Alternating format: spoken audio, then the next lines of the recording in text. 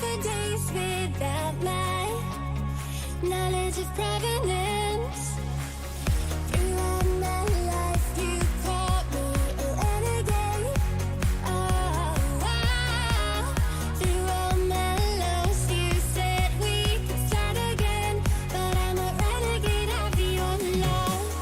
Oh, oh, but I'm a renegade of your love.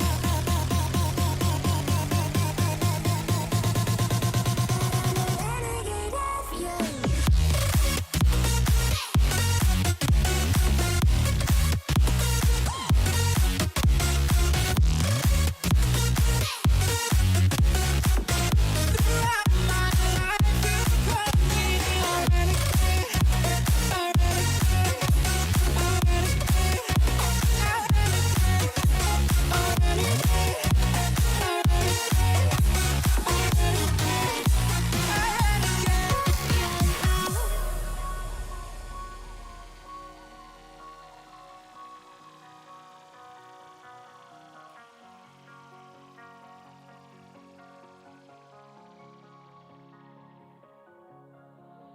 Been on the streets a few months. I'm trying to pick myself up. I may be living alone, but I still believe in love. And although my flaws had dragged me down on the coldest night, I'm still kicking around. Then I saw you back before my time was shortened. No, throughout my life you've called me a renegade. Oh, throughout my loves you said we could start again, but I'm a renegade of your love. But I'm a renegade of your love. I'm a renegade of your love.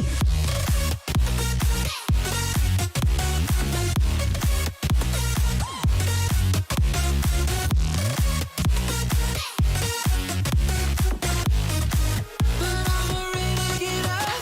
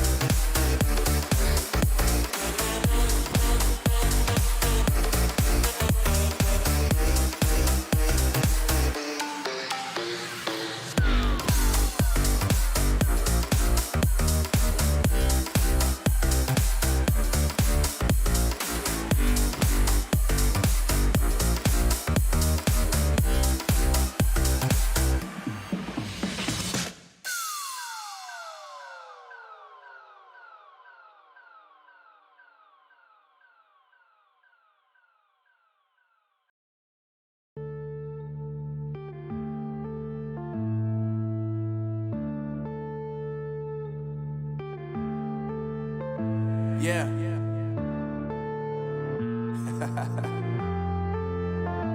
Unknown Brain. Marvin Devine.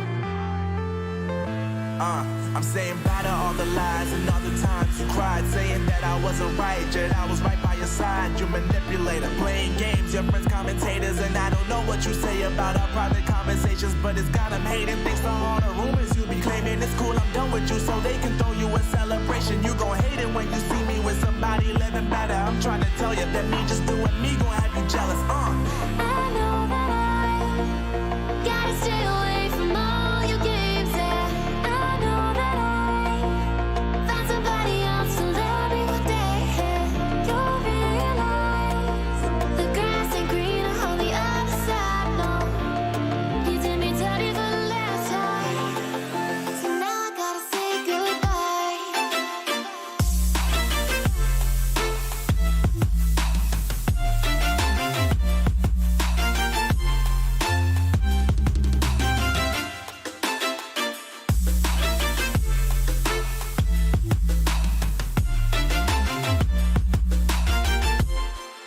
So now I gotta say goodbye.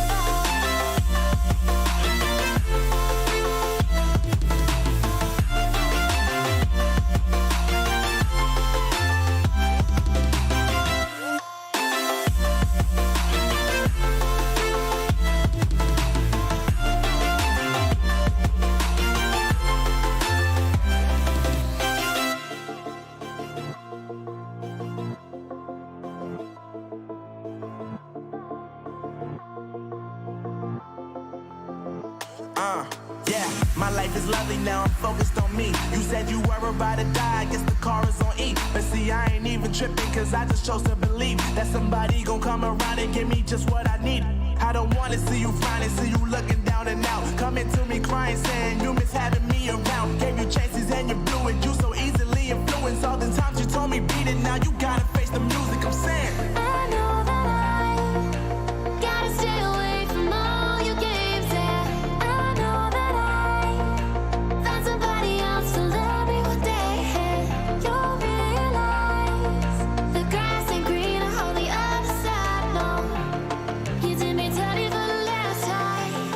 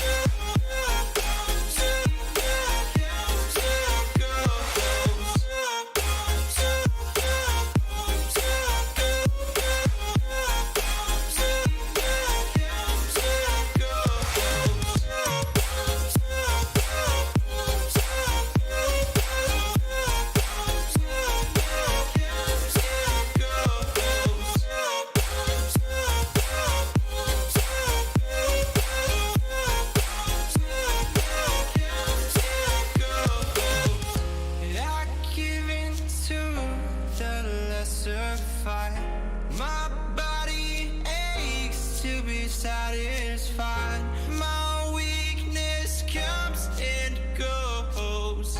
My weakness comes and goes. I'm reaching out for the easy high. Please fortify this strength of mine. My weakness comes and goes. My weakness comes and goes.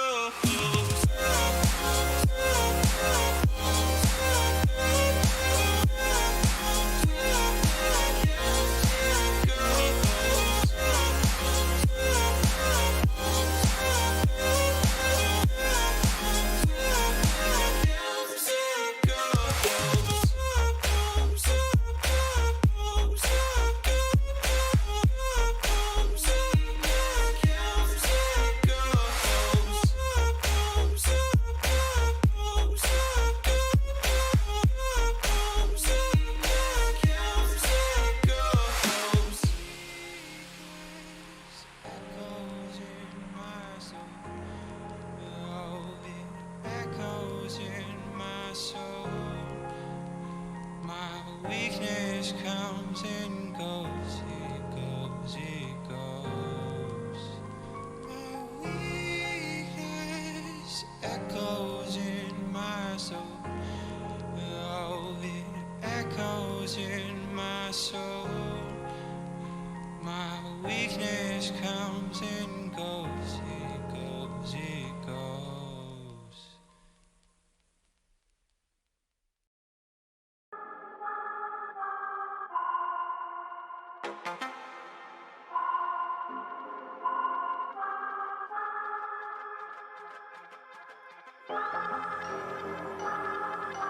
Yeah, I'm not gonna lie to you kids, it's a fucking jungle out there. Keep your head on tight, unknown brain and mind me, baby, let's do it.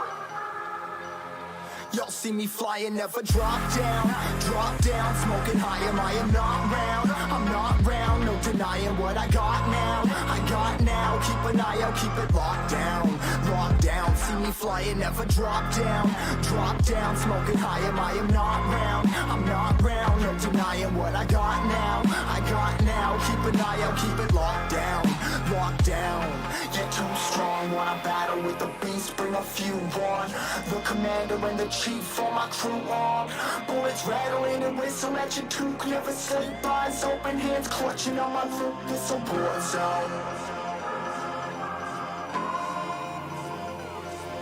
It's a war zone. Yo, this a motherfucking war zone.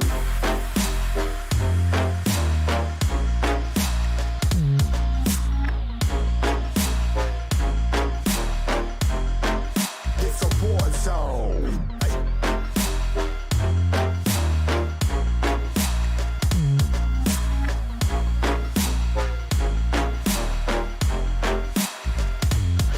Yeah, feel the impact. Yeah, break it open, leaving nothing fucking intact.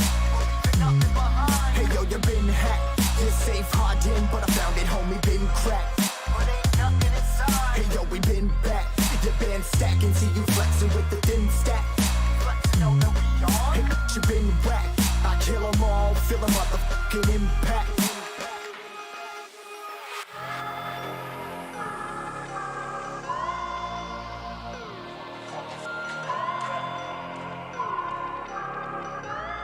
Yo, this a war zone, homie, say you ready and prepared. Take a minute, make them aware. Well, I be sneaking in the back, but it's what the clap, homie, life ain't fair. Caught me crawling through the mud, where the vision saw it clearly. Born a shepherd to these sheep, make them fear me. This a war zone, trashed out, trap house, nothing ever given. Yeah, every day's a blessing, thank the Lord, oh how I'm living. See me riding with my top down, oh cops round, pedal pressing on the gas. I don't think I'll ever stop.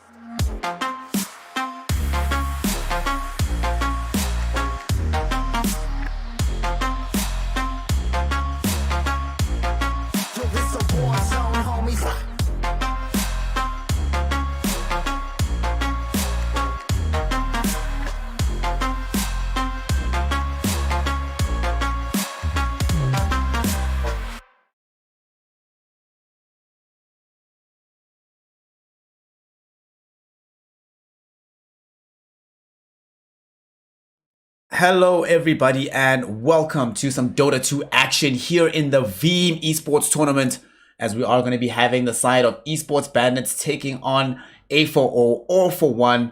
This is going to be a straight up best of one, so it is very important for both sides to bring out their A game from the very beginning, because the opportunities to come back from a loss are just not going to be there.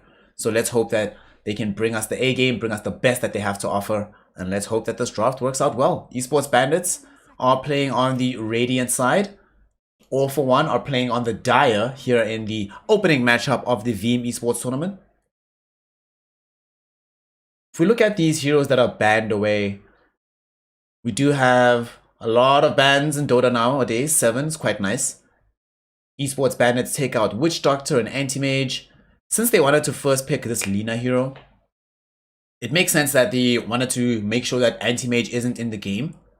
Because if Anti-Mage is in the game, as Lina, you never feel safe. Always having your mana burnt away, getting reduced.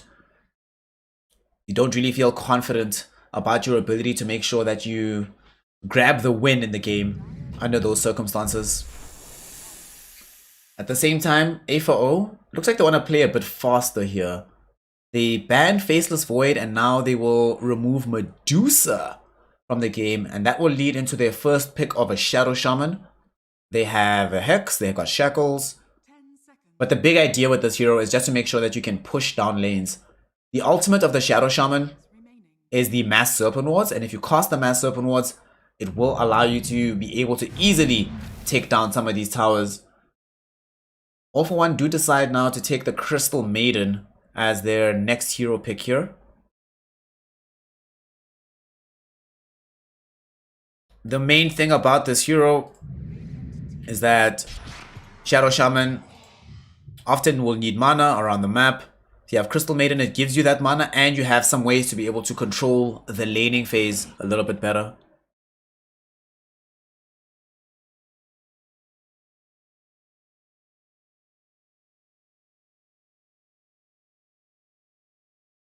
We see now the pick from the Esports Bandits to respond to what AFO have. They bring out this Lich. So we don't see Lich all that much in the meta nowadays. You'll have access to some defensive spells. I think that's going to be the important thing. Looks like they want to be able to keep that Lina alive, keep her happy, keep her in a position where she's able to be impactful on the map. It also means that whatever hero they put into the lane that plays with the Lich will have a lot better of a time. Lich, one of the better lane supports to ensure that you get as much farm as humanly possible. Does start to fall off as the game extends, but with Frost Blast especially can make quite a difference. I don't think you'll have enough money to buy the Aghanim's Shard. Remember that they did add a new shard upgrade for this hero, or at least they changed some of its values, so it's been pretty buffed.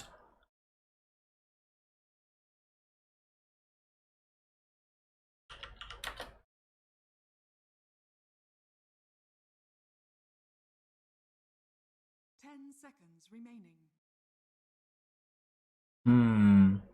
5 seconds remaining. I do wonder now what they want to put into that lane. It's interesting that they decided to ban the Juggernaut, because I think that hero was one that they could have made use of themselves. Have that be the one that goes into the lane. Get the Lich to back you up. And with the Frost Shield, since it slows you down so much, Juggernaut could use his spin and find an easy way to bring you down and put you over the edge.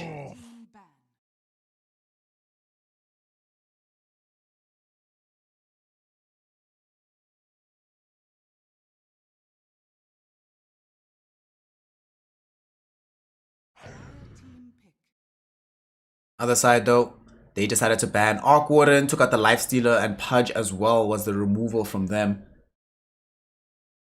I think the main thing for the side of AFO is just to make sure that this game is one that they can play easily and not for late game. They're just banning out all these late game heroes. If they win, they want to win before 35 minutes, 40 at the latest.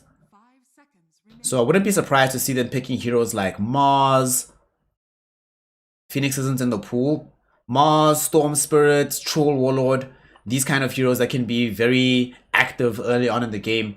and then transition that into a way to win later. They got Slaughter for themselves now. Okay, this still speaks to them playing the game more quickly. Slaughter, not really a late game hero, but can be a mid-game powerhouse. So between like 10 to 25 minutes, this hero can really make the game look very scary for the side of eSports Bandits. So 10 seconds remaining. we'll see what is going to be supporting with the Slaughter. eSports Bandits, 5 seconds remaining. their turn now to respond here.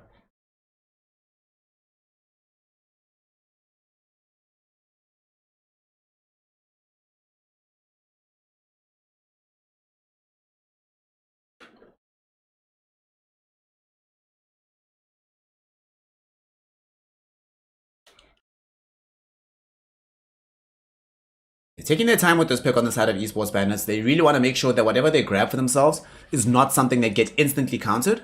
That's one of the worst feelings in the world. When you have this draft that's going decently well for yourself, but then you don't end up being able to just get over the finish line. It's a very terrible feeling. So be very considerate. Make sure that what you get is going to be useful in this context.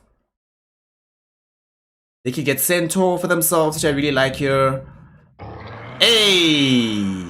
Hey, there we go. That's what I like to see. That's what I like to see. Centaur Warrunner, I definitely think is the pick for this game. Gives them the ability to run away quite quickly in case they get jumped on. You can buy the Aghanim Scepter later on in the game, which will allow you to reduce the amount of damage that a lot of these other heroes are taking. Also, because it's not clear exactly where this Lina is going, if she's going to be playing support, or if they want to put her in a more farming position. If you have Centaur, it keeps your cards close to your chest. So now AFO will have to reveal one more hero, and eSports Bandit will have all the time in the world in order to be able to play accordingly and pick the correct hero for that lane.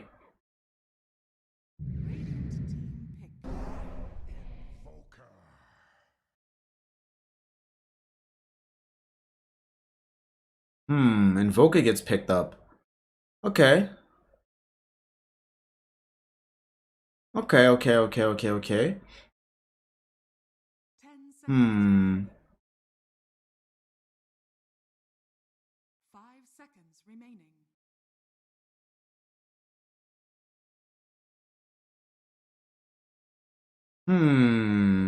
Okay.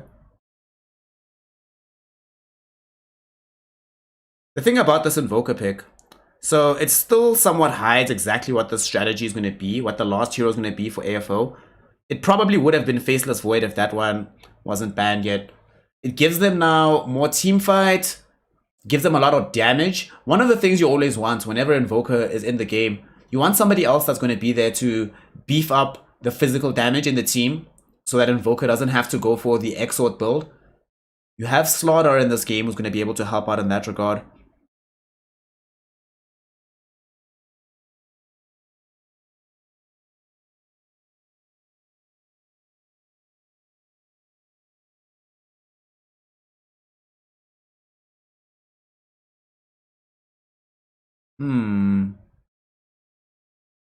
eSports Bandits, do they have the appropriate response for this Invoker? Now they have to really decide, is Lina going mid or is she going to be support?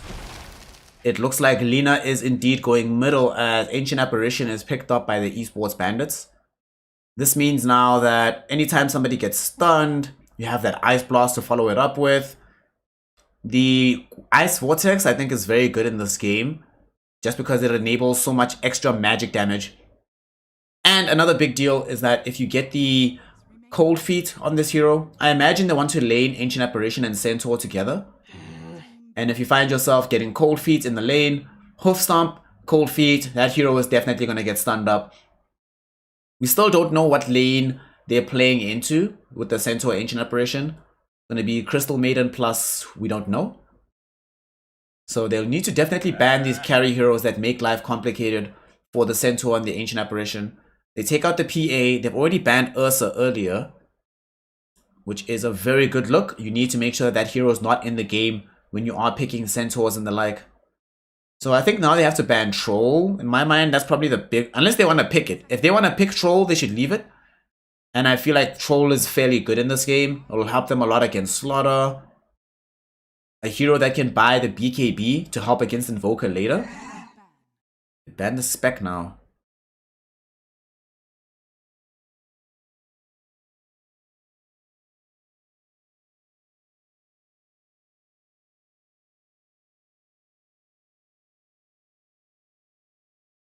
Hmm. 10 seconds remaining. 5 seconds remaining. Team pick.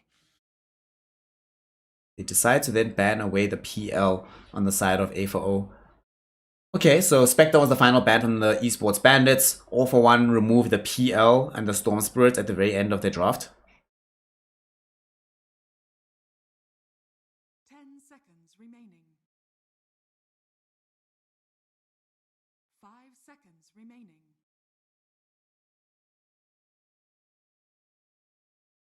Dire team pick. Okay, they picked the Luna. They were running out of reserve time there on the side of eSports Bandits, so that's going to be their big carry hero that is supposed to win out the game. This hero can buy BKB as well. It's a range hero, so it's a little bit more difficult for Slaughter to get close to. Okay, I really like that Luna pick. And because they already have Ancient Apparition, they have a hero that can beef up the damage of the Luna with the Ice Vortex.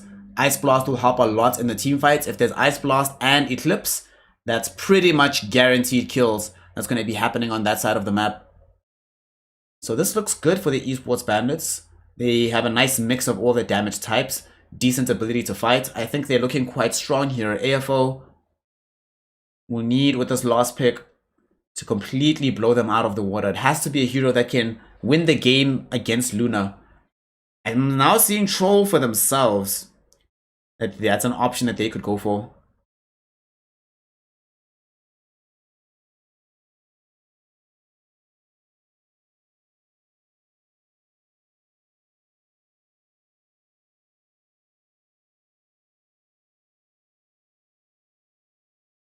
$18 seconds until they run out of time here. What is going to be the final hero to round this out?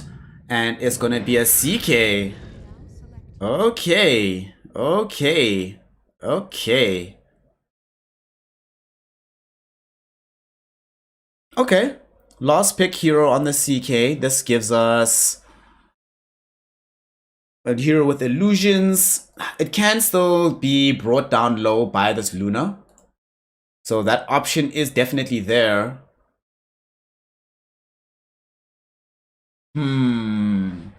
Now the question is definitely going to be, do they have what it takes?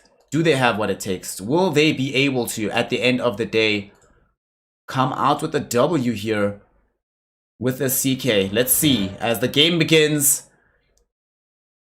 AFFO playing with CPD or CDP, Top Knight, Bumblebee, Super, and Top Tuck. They are going to be playing now with the CK draft, seeing if they can come back with a W.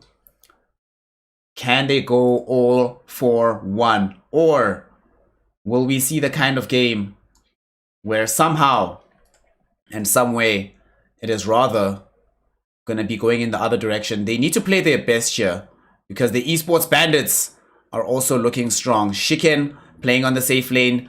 GT Snell on the mid lane. We have Antonina Petrovna on the off lane. Dersalas playing support.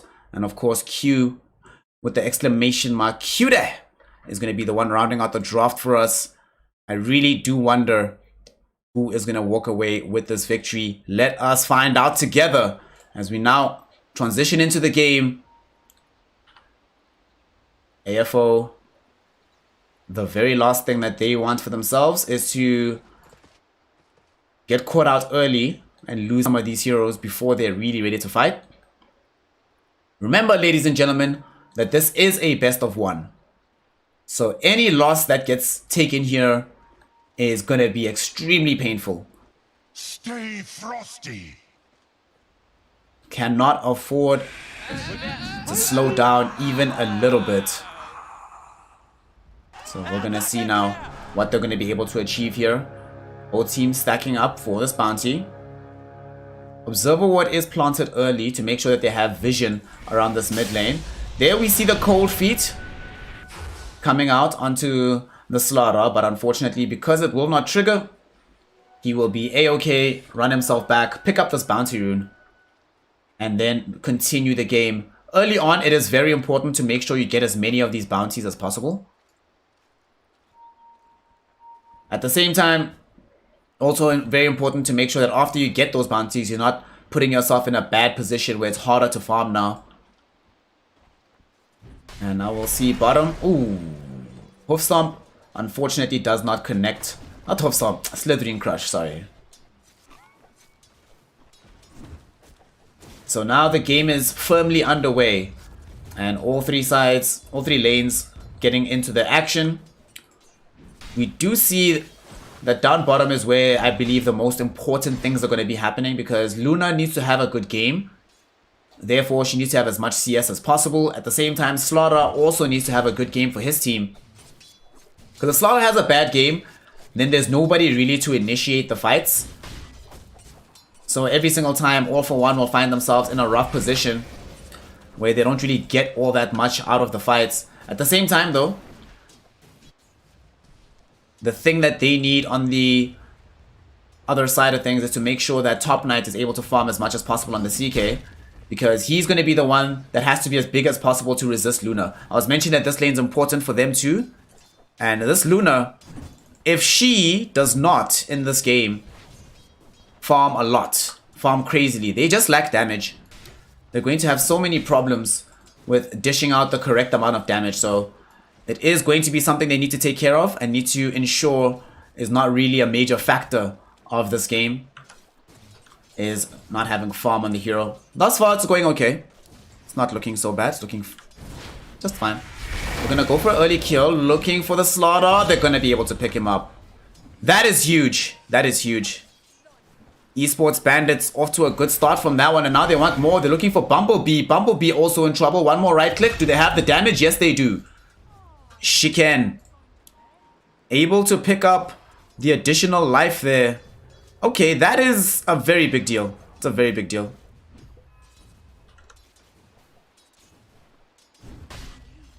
Being able to pick that up in that situation means not just that you found yourself getting a good kill here, but also, and most crucially, you are now able to keep this lane farm going for the Luna. She's going to take some damage here. The bash will be there. They're not going to be able to keep her disabled. Unfortunately, they did overlay their stuns a little bit, so they do not have the capability of keeping her low forever.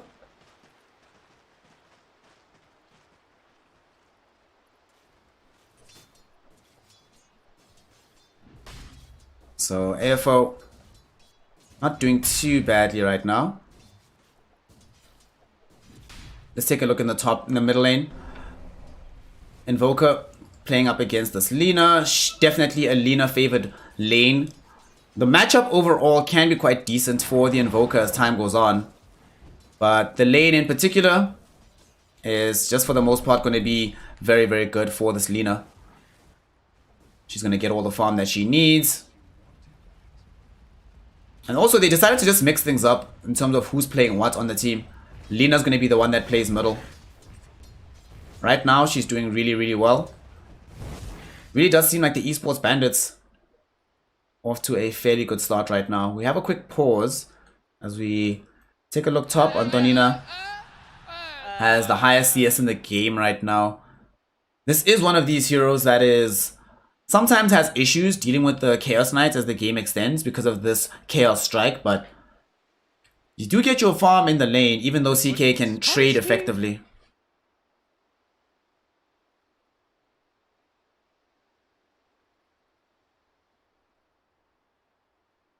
Let's have a quick pause as we're just going to have a rejoin.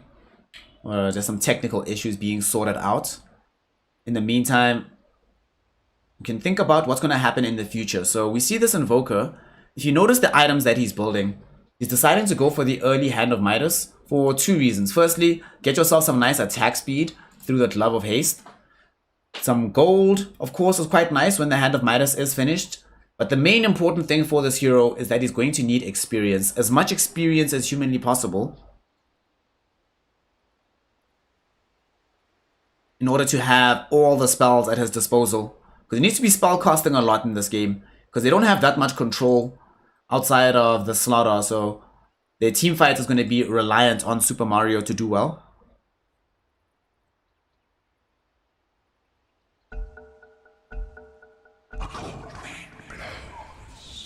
And we're gonna have the unpause. Man is back in the game.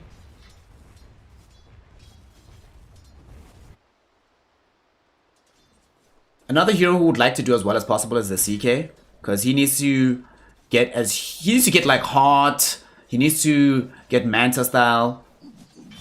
Must be massive on the map.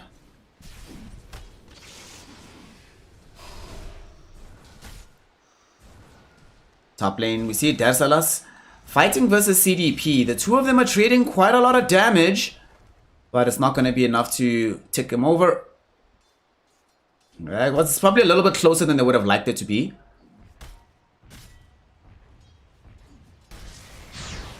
Alright, is it going to be enough now? Frost Shield is out. Dersalas, will he be able to find the damage? Gets dragged back underneath the tier 1 thanks to the Chaos Knight with the Reality Rift. That is the one major danger of playing near the CK close to a tower. You can get dragged underneath the tower by him using the spell. And at that point, it's very easy for them to pick up the kill. Does buy boots, so he's farming decently enough. This early game, though, really looking like it favors the side of the eSports Bandits. Top is going amazingly. Mid lane is going amazingly. In this bottom lane, they've been able to find a kill. A double kill, in fact, for the Luna.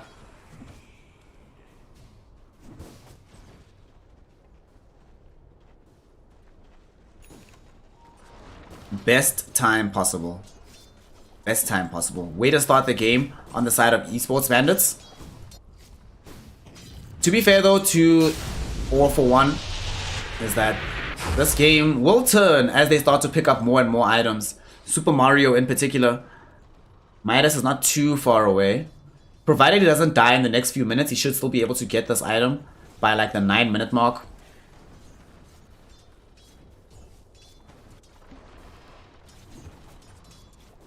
Big concern for me though is bottom. Look at the farm differences. This Luna has 22 CS 7. Erstwhile Slaughter hasn't really been able to approach the lane for much more than experience. And getting the odd right click out. He's gonna get frozen here. He's actually in a little bit of trouble. Woof! Just barely got out to safety there. Almost got frozen, but did manage to get away to safety. But unfortunately, it does mean that he's still being kept away from getting close to the wave. So he's in experience range. You can see by the fact that he's level 5, but he's not getting any gold. No boots. Wait, are these boots at least? Okay, at least boots are coming. But he might die here. He's in trouble.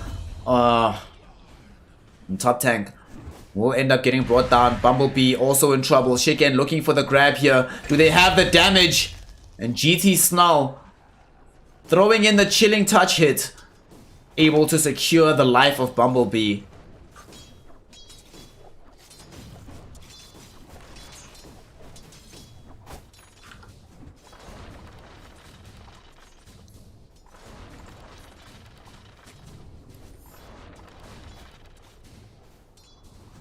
After that though, Shiken will just be able to keep farming in this side of the map.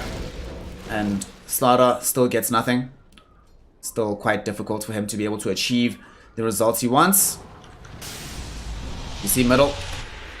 EMP thrown out by the Invoker. Not going to really burn onto the Lina in such a dangerous way. She's still farming. About to hit 8 minutes as well. So there's going to be a rune on one of the sides for her to go pick up and refill the bottle. Of course, this is Invoker, so doesn't need to be buying bottle at all. In the top lane, we want to see usage of the first Stampede. They're going to think about getting the kill onto the Shadow Shaman. They do find the Hoof Stomp, and they do manage to bring him down. Alright, CDP, they're looking for revenge with now the Invoker. Super Mario comes to the top lane, and he's able to find the kill there. I love it when these mid laners do this these days. He's level 7, right? Yep. It really does feel like nowadays in Dota 2, as soon as level 7 hits, mid laners go find kills. Now bottom lane, they almost got the Ice Blast out onto the Slaughter, but top kick will be able to survive that. Bumblebee in a bit of danger, but they're not going to move underneath the tier 1 tower to dive her. If they decided to run forward, I think they probably get the kill there. But rather safe than sorry is what they say right now for the side of the eSports Bandits. We haven't seen Lina leave this lane just yet. in the same way that we saw Super Mario get involved in the top lane. So would like to see what's going to end up taking place with her first rotation, because there's no way she just wants to sit middle forever. Whenever you play mid, you always want to be joining your team in getting kills so that you firstly make the side lane stronger, but you also get farm for yourself. She's going top to help out with this fight. There's going to be a hoof stomp catching 2 heroes. CDP is low on health. Ice Blast flies through, gonna connect onto Top Knight, and here is the Lina. She's also gonna find the kill onto the Chaos Knight.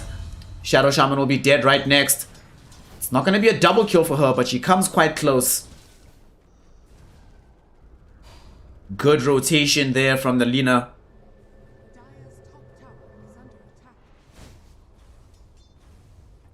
So that's her first movement. The Invoker was able to get 1 kill. She's able to find 2. Anything you can do, I can do better. She does end up dying or losing out all her mana though in the mid lane. So no possibility to use the Laguna Blade to get Super Mario into the death position.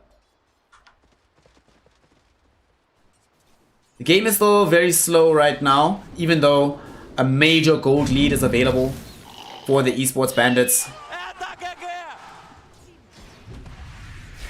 You see, they might want to kill Slaughter again. Ice Blast, will it hit him? No, it won't. Oof. If that Ice Blast hits, Slaughter is dead, but at the same time, some revenge is finally taken by AFO as they grab a kill onto the Lich in the top lane. At the same time, Slaughter, he came back bottom. Doesn't look like he had a lot of HP, but he came back to the lane. That's one of the big things. Whenever you get zoned out of the lane and you fall very low, sometimes it's better to just go back to base instead of risking sticking around and getting killed, because now he's going to be gone for even longer.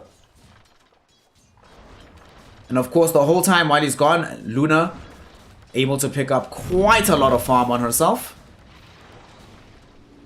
Slaughter does come back to the lane now, but unfortunately, it's a little bit too late.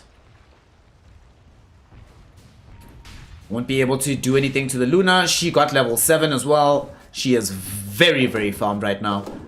Chaos Knight needs to be very worried about this for Top Knight. He is building this omelet, which is a necessity. If you're playing a safe lane hero, and that hero needs to buy anything strength based, you should buy omelet. Omelet is so good. For these strength cores, your Wraith Kings, your CKs, your Life Stealers, this item just feels so wonderful. Unfortunately, he's only going to get it after the Luna has her Yasha, because the Yasha is already on the way.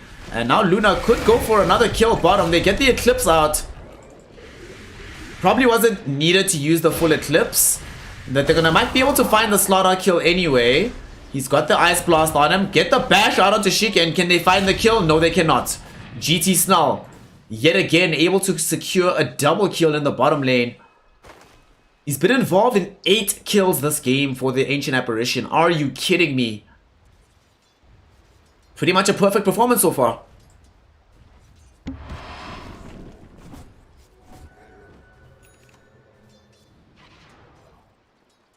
The difficulty with all of this for the side of AFO is that we still need time for Super Mario to catch up. He picked up the Midas, but that means that he won't have items just yet.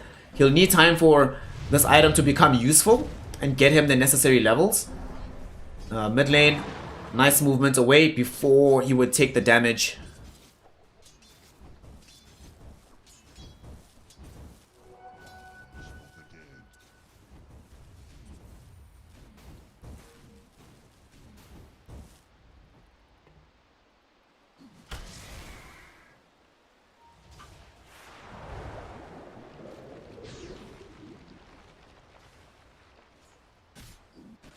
Mid lane. Super Mario. He has some help now from the Slaughter being nearby, but they still won't really have a way to be able to kill him.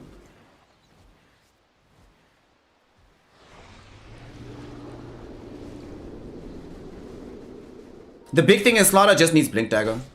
It's gonna be a while until he has that item, or rather it's gonna be a while till he's fully useful until he has that item. So up until that point, we need to make sure that Slaughter stays out of trouble. Although he's going bottom. Thinking of looking for a fight onto the Luna. Let's see if he's going to be able to find this one. Dire's middle tower is under attack. Thus far, not just yet. And they are going to go in with a EMP, throw it down. Doesn't end up making anything happen. So I don't think they want to take this fight. They should stay back. They will now have the Mass Serpent Wards committed down. Stampede was used by the Radiant side. They're still sitting behind the tower. Antonina has shown up. He has a Blink Dagger ready to go. Eclipse going out. They're going to blink forward. He's going to find the Hoof Stomp. Only onto one hero though, but they still managed to kill the Crystal Maiden. CDP is going to take the tumble next. Centaur does die, but now Laguna Blade from QQ able to bring down the Invoker. Other side of the fight, Slaughter, Slithering Crush out onto Shikin, but this Luna is very, very strong right now, and he has help from the Lina, who's going to be able to secure a double kill. Great rotation there from Lina. What a move, what a move. Radiant's top tower is under attack.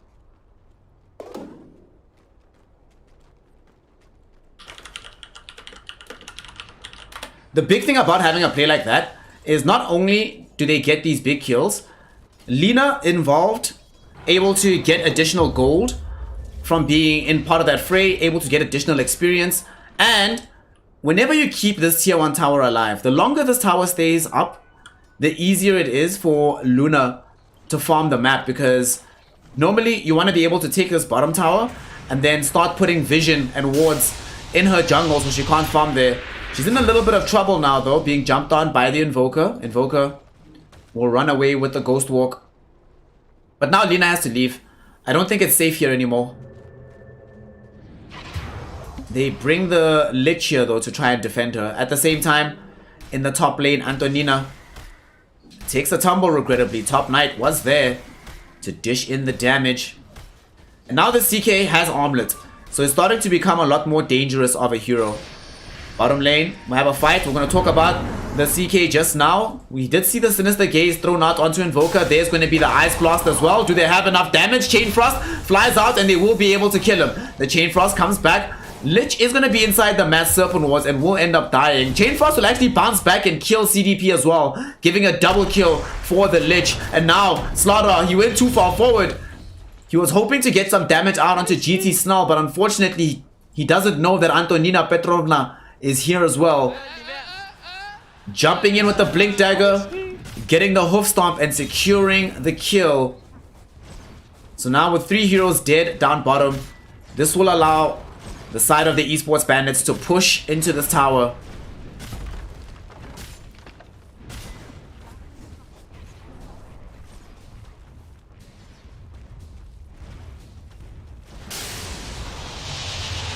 There we go. They get the tier 1 tower. And unfortunately, because the Slaughter has been having such a rough game and is so far away from having Blink Dagger, he can't even like TP to the tier 1 tower here and then decide, you know what, I'm going to jump on my opponents and kill them immediately. He unfortunately has to hope that they put themselves in a bad position first. But Shiken has not been doing anything of the kind. Been farming very well. To be fair, Invoker has also been able to catch up somewhat. Starting to pick up some of these items which will allow him to play this game. The second death was very painful for him, but there is still a chance. When they go middle with the Tornado, they want the fight. Reality Rift comes out. Antonina, 2 heroes stunned up with the Hoof Stomp. And they will be able to kill neither of them actually, because Antonina, they did too much damage to him. Top Knight did pop the Armlet. Get a lot of the HP that he needs.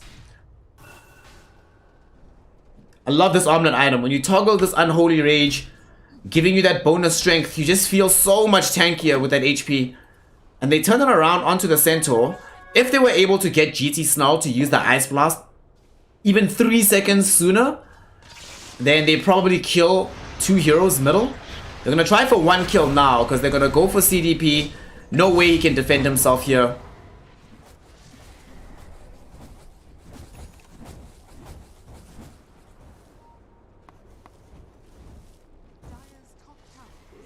Because he loses his life, this opens up more of the map. They're gonna try and hunt down this Chaos Knight. I think they saw him. Oh, they saw his courier, so they know he's here. They saw him now. Lucent Beam will stun him. There's gonna be Ice Blast. Follows up. It's gonna be directly on top of his face. Tries to teleport away, but unfortunately the Laguna Blade, way too much magic damage, and they just slice through his life.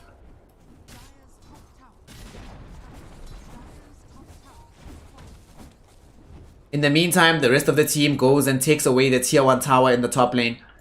Whenever you are playing with this early, very fast draft, like what they have on the side of the esports bandits, what you want to do is play with your team. Play around your vision.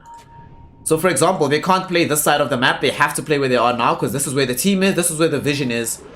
This is where they'll be safe.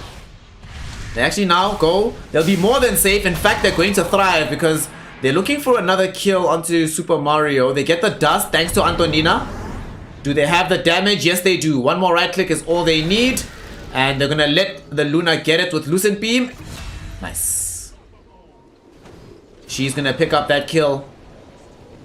Feels so good now. We do see Reality Rift goes forward onto the Luna. She does pop her ultimate. But at the same time, Top Knight also uses the Phantasm. He's going to turn around onto Shiken.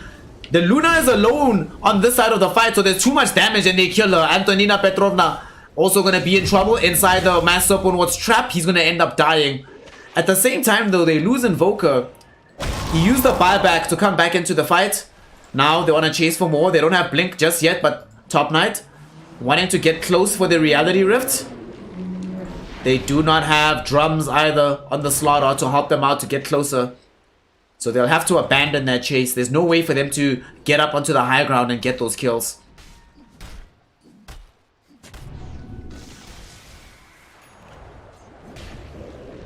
On the bright side though, the team has been able to buy the space, and now Blink Dagger is going to finally come out for the slaughter. Been waiting for this item the entire game, but will now finally have it once he chooses to buy it from the shop.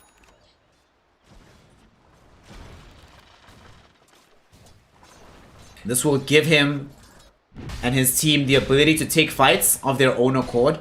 You'll notice these last engagements, especially this one that happened here, the reason they were able to win the fight on the side of AFO is kind of because the esports bandits went too far forward. They were just too deep in the fight and they didn't have the defenses to get them out. Unfortunately, Antonina Petrovna had committed the stampede in order to get the kill onto the Invoker the first time around. So they didn't have the stampede as a way to escape the fight the second time around.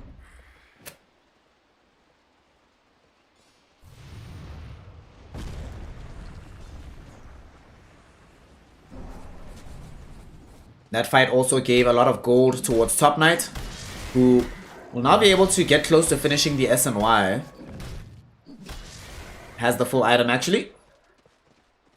I think he wants hearts next after this.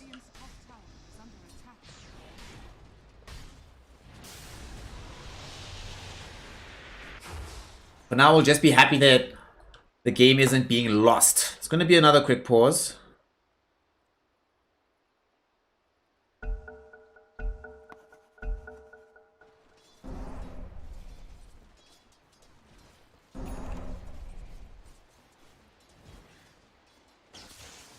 Dire's bottom tower is under attack. We've already unpaused. We're back in this. Super Mario. BKB is going to be the item that he builds next for himself. Will definitely help a lot to make sure that the magic immunity is there at all times. Keep him alive in the fights. The last thing you want in these engagements is for you to be stunned up. And we see Ice Blast flying forward. It's gonna land onto several of these heroes. Chain Frost bouncing around now. It's not gonna be able to burst them down just yet. Top Knight able to get this kill. We do see Tornado going forward. Not gonna be able to catch out all that many heroes just yet. Top Knight wanting to turn things around, coming forward. But he just decides to leave rather. Okay. They bought back on the Ancient Apparition just to make sure they can throw in the Ice Blast into that fight.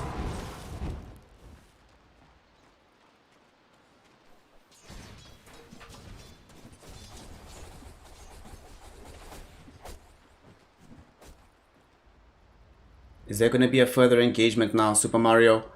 They're coming towards 3 heroes caught inside the tornado. They're going to try fight for this fight. 3 heroes tossed into the air will enable the top knight come in. There's going to be the blink dagger from the slaughter. They blow up the Lina. But the Ice Blast flying out onto top Keck. They do get the kill onto him as well. Ancient Apparition is getting zoned back. Will they be able to kill the AA? Yes, they do. They bring her down as well. Double kill there for the CK. Antonina, can he escape? There's going to be the cold snap. Unfortunately, he got slowed up. Unfortunately, there's no escape. As they've now gotten 3 heroes. There's also a dieback on the Ancient Apparition. Remember that he bought back in the previous fight. So now he's going to be spending even more time in the grave. Oh boy. That's going to be a huge problem.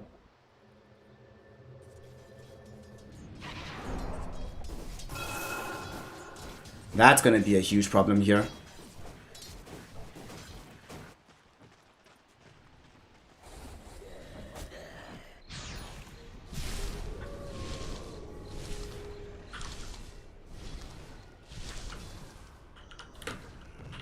Radiant's middle tower is under attack.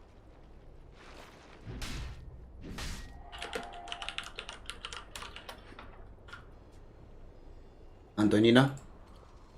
He's going to be the one that also makes a lot more space for the team in this game. They don't really have to worry about this Lina anymore. She is now with BKB, Yule Scepter, level 16. She still can die in these fights, but as long as she stays far back, she pretty much can't die anymore. She'll never suffer any real damage.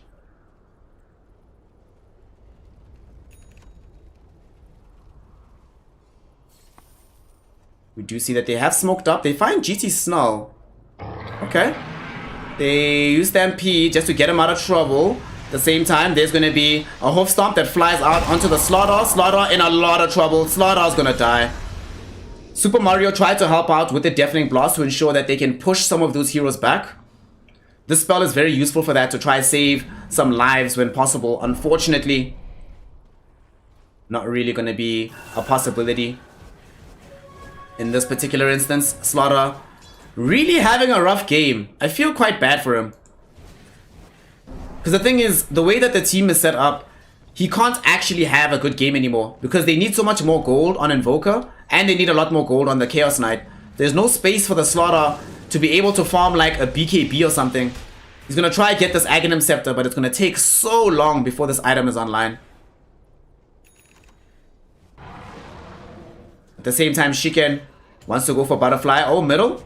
There was a stun, or at least a Hex that went out onto the Lina, but they don't decide to jump over onto her. Super Mario does make a bit of a mistake though, uses the 9-second BKB charge by accident just as it arrives, and as soon as the BKB goes down, they're going to try and kill him, and they're going to succeed at doing so, finding him with the Ice Blast on the backside of the fight. Bumblebee will try and get revenge with the Freezing Field, won't be able to do so. They also end up losing Top Knight. We do see Slaughter looking for the kill onto the Lina. Will they be able to get revenge? Doesn't seem like it.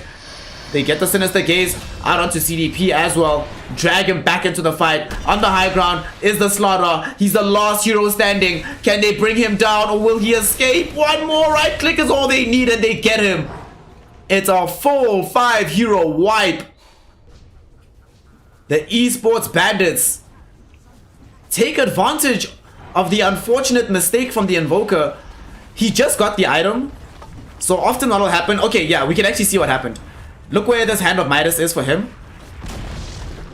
He's just, yeah, that's what happened.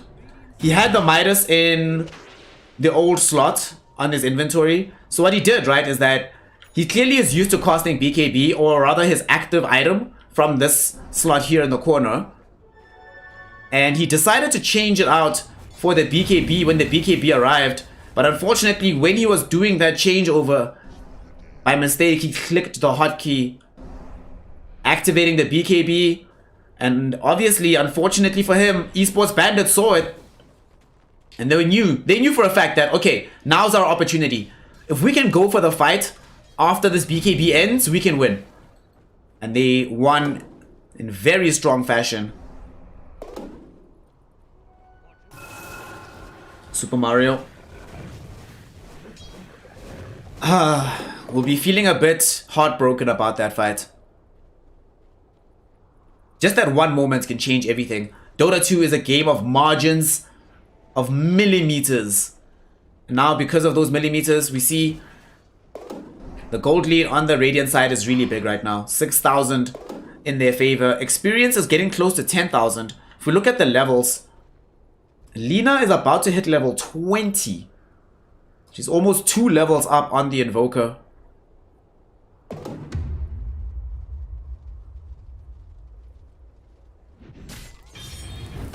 Antonina, once the Pipe of Insight, that's going to be coming soon for him. Or at least as soon as he can get it. Will help a lot versus Invoker. Will help versus the freezing field of Bumblebee. That's the one thing I have seen in these fights though, is that Bumblebee has been able to position himself quite well with the freezing field, and they've often had to commit 1 or 2 spells just to cancel it. So if he shows up to the next fight and actually can finish this BKB that he's building, will be a lot more effective at dishing out that major amount of magical damage. Right now, they're moving under the cover of smoke. They're trying to find a kill. They jump middle. Ooh, they wanted the Shadow Shaman. They're gonna find him. Sinister Gaze does get that kill. Super Mario also in a little bit of trouble. Cold Feet is not gonna proc onto him. Does activate the BKB, throws back the Deafening Blast, and he's forced the BKB from the Luna, but he must be careful because as soon as his own BKB ends, he's now in trouble. They get the kill onto the Lich, however. And unfortunately, they cannot catch the Invoker. Super Mario TPs back to base. They get something big for this. Now that Ancient Apparition brought back, if they can kill GT Snull again, they'll have gotten themselves a lot of time without this Ancient Apparition being available to bother them with the Ice Blast. And remember, in this entire game, we haven't seen Roshan being taken just yet. The Aegis of the Immortal, I definitely think is a little bit easier to take on the Dire side, because they have access to Slaughter, the Ultimate of Corrosive Haze, minus 15 armor reduction, baby. You have that, you have the illusions from the Chaos Knight. Between these two items, hell, between that as well as the AC, those spells and this item, they can take Roche very, very quickly.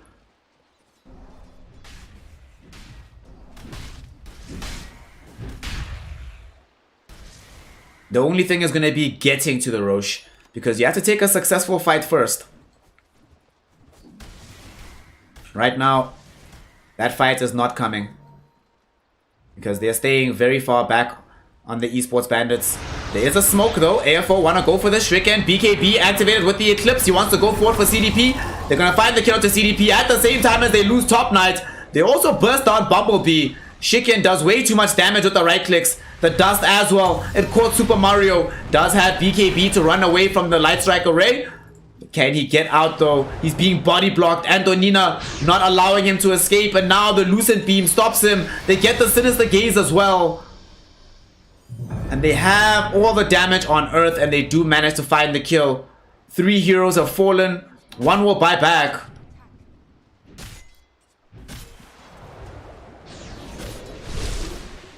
Ah, boy. It's just seeming so impossible for them to be able to fight right now. And the thing is that's difficult is that it's the CK that often got caught at the beginning of the fight. This time around, he gets caught again. Slaughter, unfortunately, was not able to find the initiation for his team. And unless Slaughter starts the fight for you, whew, the fight is going to be difficult. At the very least, he does have the Cloak of Flames, so that's going to help him farm a little bit. Let's actually look what neutral items people have picked up in this game. Bumblebee has Keen Optic for the bonus cost range. That will allow him to sit further back to utilize these spells like Crystal Nova and Frostbite. Unfortunately, they sometimes just close the gap too fast onto him. Then they just kill him no matter what. But that'll be an option for him to explore there. CDP, he's the one with the Enchanted Quiver, so they want that bonus damage from the attacks of the Shadow Shaman.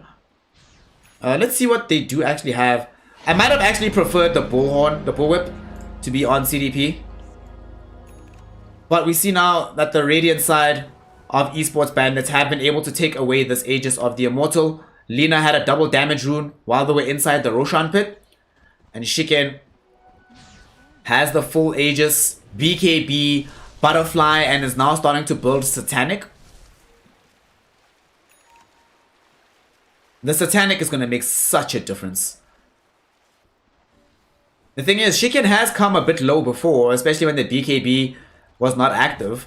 But now that he has Satanic, you can fight, or at least is getting Satanic. You can fight through the first life with the Aegis, come back, then pop BKB, and then if you start falling low, then pop Satanic. There's so many more defensive spells available for this Luna. And if we look at CK, unfortunately, he does not even have his own BKB. He's trying to get that now, so that he also has some kind of defense.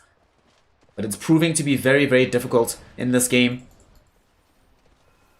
At the very least, they did finish the Aghanim Scepter for the Slaughter. So the next time they go in for these fights, he's going to be able to be much more mobile in the engagement.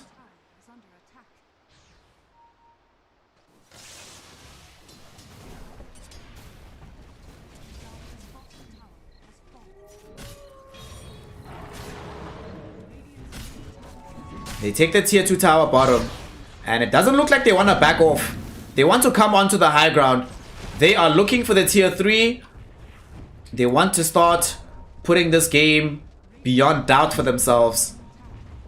eSports Bandits here on the high ground. Bumblebee will try to use the freezing field, but unfortunately there's going to be Ice Blast that flies onto him. Shiken goes forward with the Eclipse. They did kill the Centaur, but it's going to cost the life of the CK. As he goes down, Sinister Gaze now out onto Super Mario. He's in so much trouble. LSA will hold him in position. Do they have the damage from Shiken, who's going to the backside of the fight? Meantime, the Slaughter is going to lose his own life as well to this Lina, who has double damage. Well, it expired now, but she had the BKB active as well. Was just throwing out these hits. Shiken dragged back. They did buy back with the Super Mario Invoker as well as with the CK. They knew how important it is to come back for this engagement. Luna, she's going to try and leave. Lina, not so lucky as she's been shackled up, brought down. And they will find at least one kill. But at the same time, Luna is just tearing it up on the backside of the fight. A triple kill for the Moonrider. Dust also popped right now as they find Super Mario. They want to get the ultra kill for Shiken. But Shiken has bigger fish to fry. He wants the base. Wants the base. Luna understands that these creeps just need to be removed. The buildings need to be destroyed. And the way things are looking right now, eSports Bandit looking like this game is there to be won. Tier 3 tower middle, the last one to get taken away. But can they get out away from the Slaughter? Slaughter, Ice Blast directly onto him. He's in a little bit of trouble. They should be able to kill him. Slaughter just came back. Slaughter's gone already. Still does not have buyback. Super Mario has to deal with this BKB coming in from Shiken. Shiken doesn't have any interest in fighting, just wants to take down the space. Still has buyback as well. So if he dies, he can buy back and teleport closer to the fight. They use Mass Serpent Wards from CDP, but unfortunately they place too far back, so they're not going to be able to stop this Luna. Look at all these glaives bouncing. CDP is dying inside of his own base just from the Luna Moon glaives. Luna is about to hit 25 as well. With everything she's leveled up so far, she's definitely going to get the Lucent Beam mini stun. And one thing you'll have noticed is that in this game, they've been prioritizing making sure they get as much extra lockdown as possible.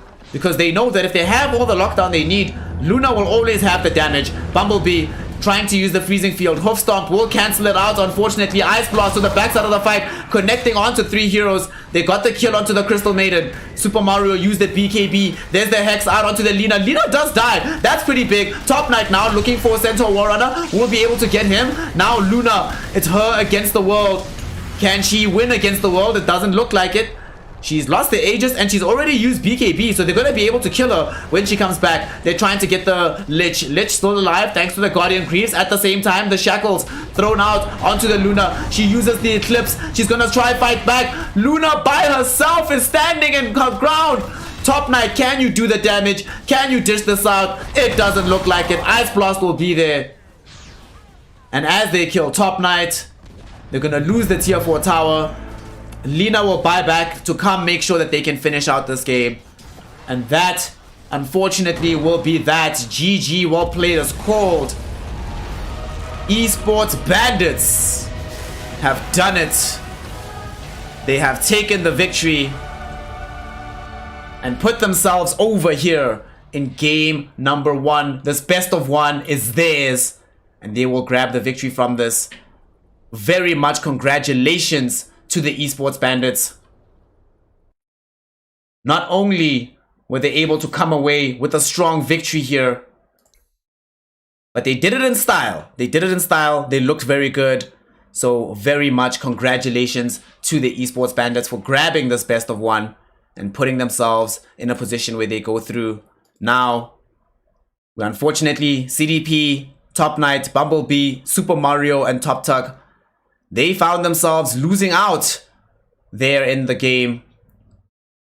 Didn't look like the worst game in the world for them. They still had the opportunity to potentially come back, but they were not able to do it. So that means that our winner, the people who we have seen go over at the moment, are the Esports Bandits. So let us say congratulations to Shiken, GT Snarl, Antonina Petrovna, Dersalas, as well as Q. Congratulations, gang. Y'all have done it. You've taken the game, you've gotten the victory, and you've been able to put yourselves over in this situation. Really like what I saw here coming from the squad, and I hope they can continue this kind of momentum going forward. So with that, ladies and gentlemen, that is the first BO1 here in the Veeam Esports Tournament. Stick around as we will be continuing with some more incredible Dota 2 action.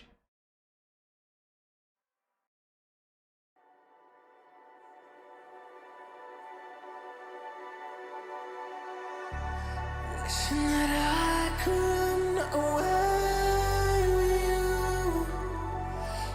Imprisoned by fear, just pull me away, pull me away. Secret fantasies of me.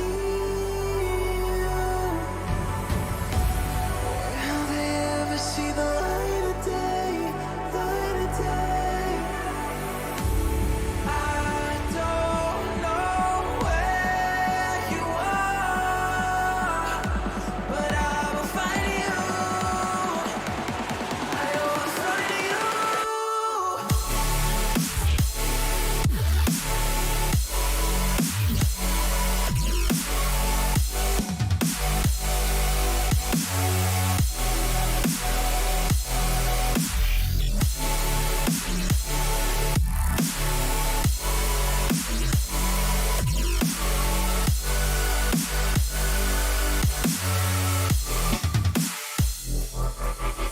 So if you're out there, just run until the edge and fall into me and see where this could end.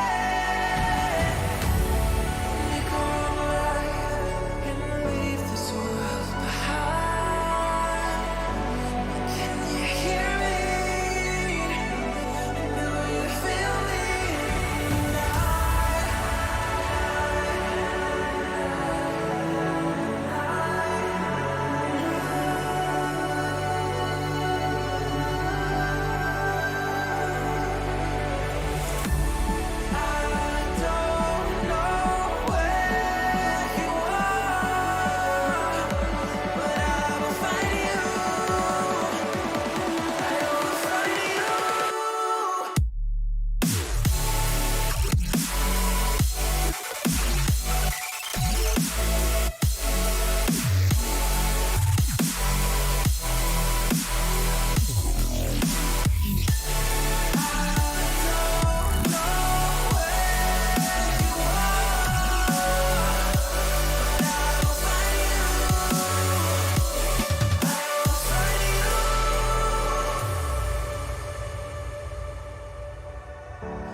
Wishing that I could run away with you.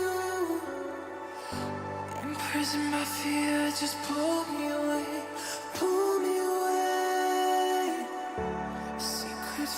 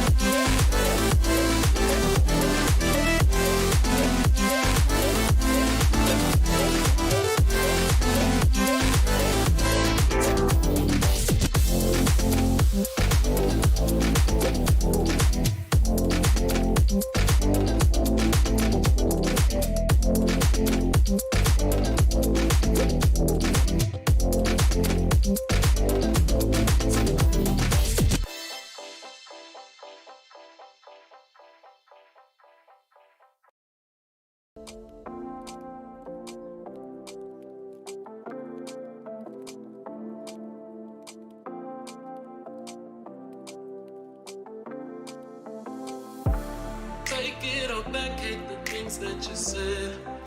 Cause I wish you didn't mean it. I'm under attack, running far, far away. And I'd rather keep my distance from you. You don't gotta lie to me to get through. Push and pull me off into the deep end. Let's pretend that nothing ever happened on that night.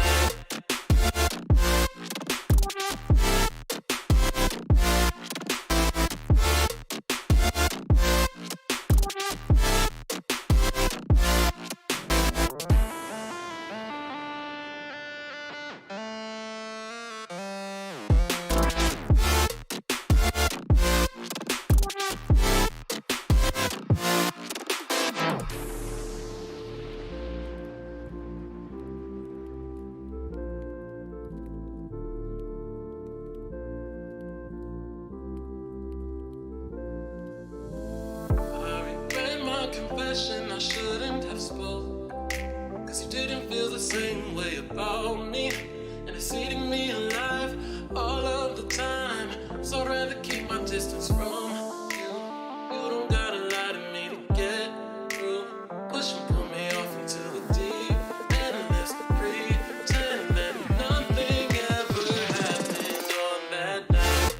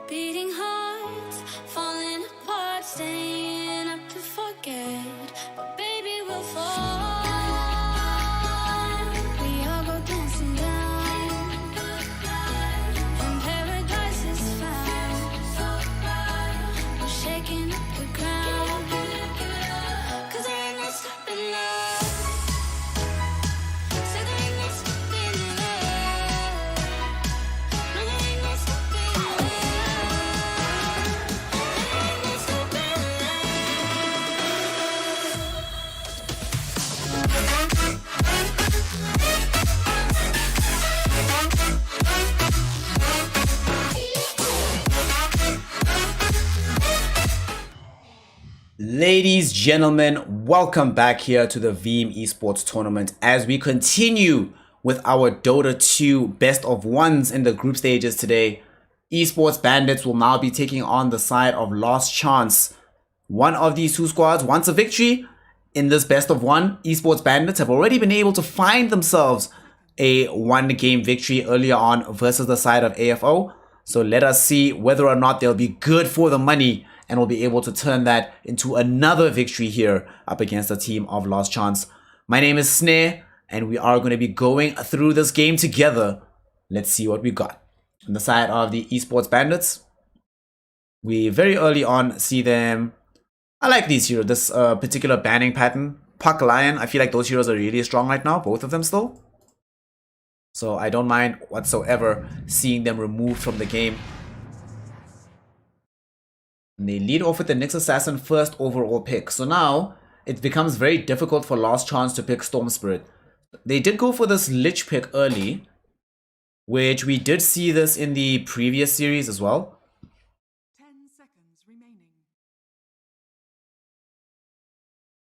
5 seconds. So it certainly is something that is, I wouldn't say, it's not uncommon. It's not uncommon to see this Lich here in the Veeam esports tournament.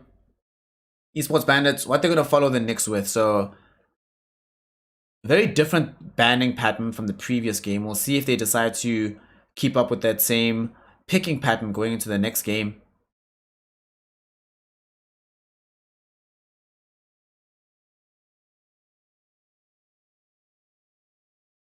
Dire team pick.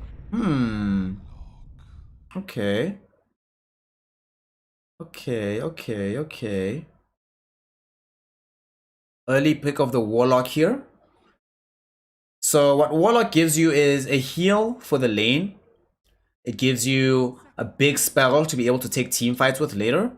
It gives you the Fatal Bonds, which allows you to connect so many heroes to dish out spread damage between them. It also means that whatever other heroes they get, there are options. They can now go for that Spectre. They can now go for the Gyrocopter. They can look towards picking up these heroes, which normally wouldn't be able to find a way into the draft because they need so much help either in the lane or they don't have damage in the mid game.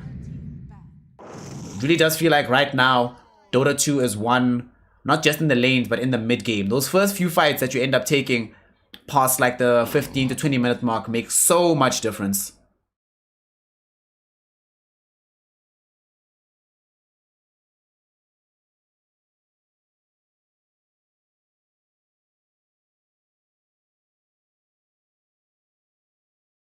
Dire team ban.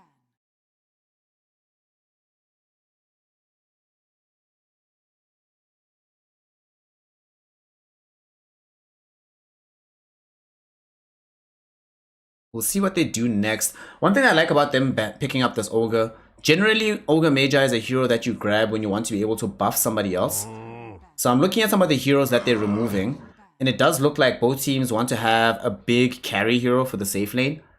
Last Chance wants to have that hero so they can give him the Frost Shield from Lich and give him the Bloodlust from the Ogre Magi so he attacks so much faster.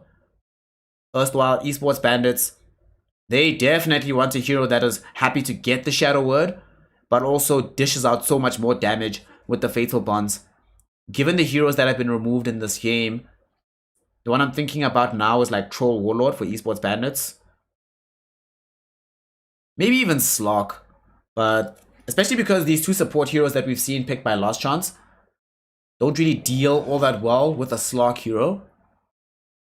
So that might be the option for them rather.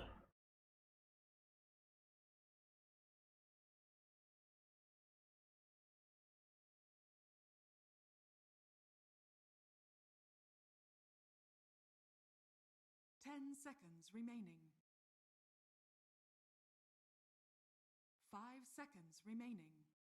Team pick. This is somewhat bizarre. I kind of feel like the way that I want to see this pan out for Esports Bandits. The reason I'm saying it's bizarre, I was kind of confused by that ban of the Phantom Assassin. But now that this Bristleback comes out, it makes a bit more sense. They want to be able to keep Warlock alive at the backside of the fight, healing up the Bristleback. Bristleback will be the one that gives the Fatal Bonds damage to everybody else.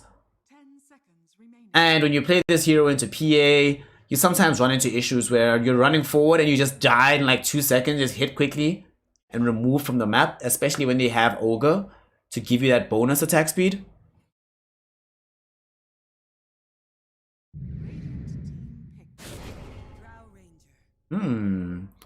Drow is going to be the pickup for Last Chance, so they want to get themselves that hero that's going to dominate the safe lane. They don't have any real catch that gets to Drow outside of Nyx Assassin. Bristleback plays very far away, so by the time Bristleback gets to the Drow Ranger, he'll have taken so much damage that it'll just feel like a very difficult situation for him. Medusa gets grabbed up right now for the eSports Bandits, so that's actually going to be the hero they put into the safe lane. Bristleback will go off lane. This also means that the Medusa can be the one that's there after the usage of the Fatal Bonds. Split Shot can do quite a lot of damage already. So these team fights are going to look very, very impressive from the side of eSports Bandits. It does also mean that Last Chance don't really want to pick a hero that goes directly into Medusa's face. Radiant team ban.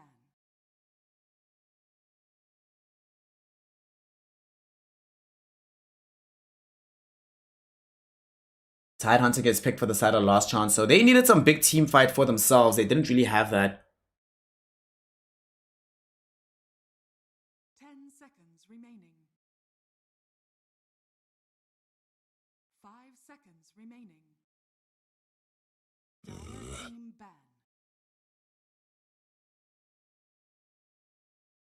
One thing I really like about the Tidehunter pick as well is that it makes some fights difficult for Medusa. Because if she doesn't have Stone Gaze, she can't stay in the fight. She's going to lose too much health. But more importantly, get armor taken away by the Gush, which can be exploited then by the Drow Ranger. Seconds remaining. 5 seconds remaining.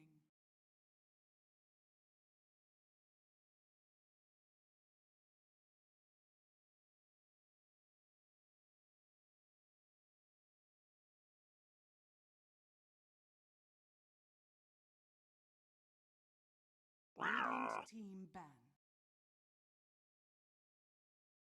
Ban on the Tinker. Dire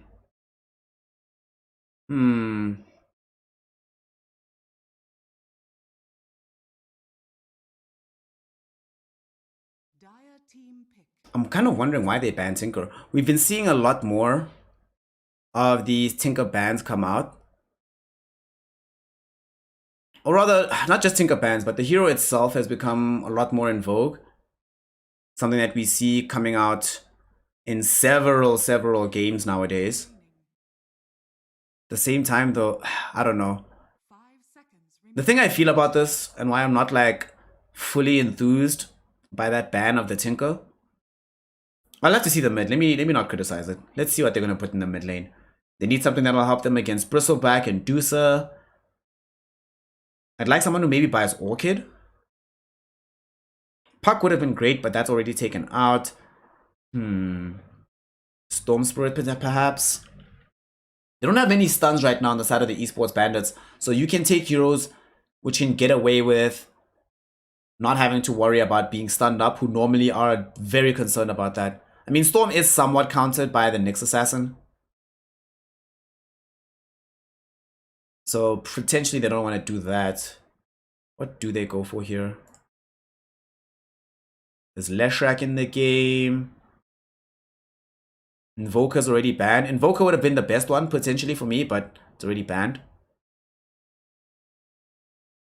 Maybe Sniper actually. I haven't seen a Sniper in so long. I think Sniper would actually be very good here. Yes, give me Sniper, plug it into my veins. I want that hero. I want that hero. They get Viper. I mean, Viper is still pretty good. The thing about the Viper in this particular situation, why it makes it so good, and why they definitely want this hero in the game, is now they have the Nether Toxin, which is going to apply that beautiful break mechanic onto the Bristleback, take away his passive, You can also take away the Medusa split shot with the Nether Toxin. Seconds remaining.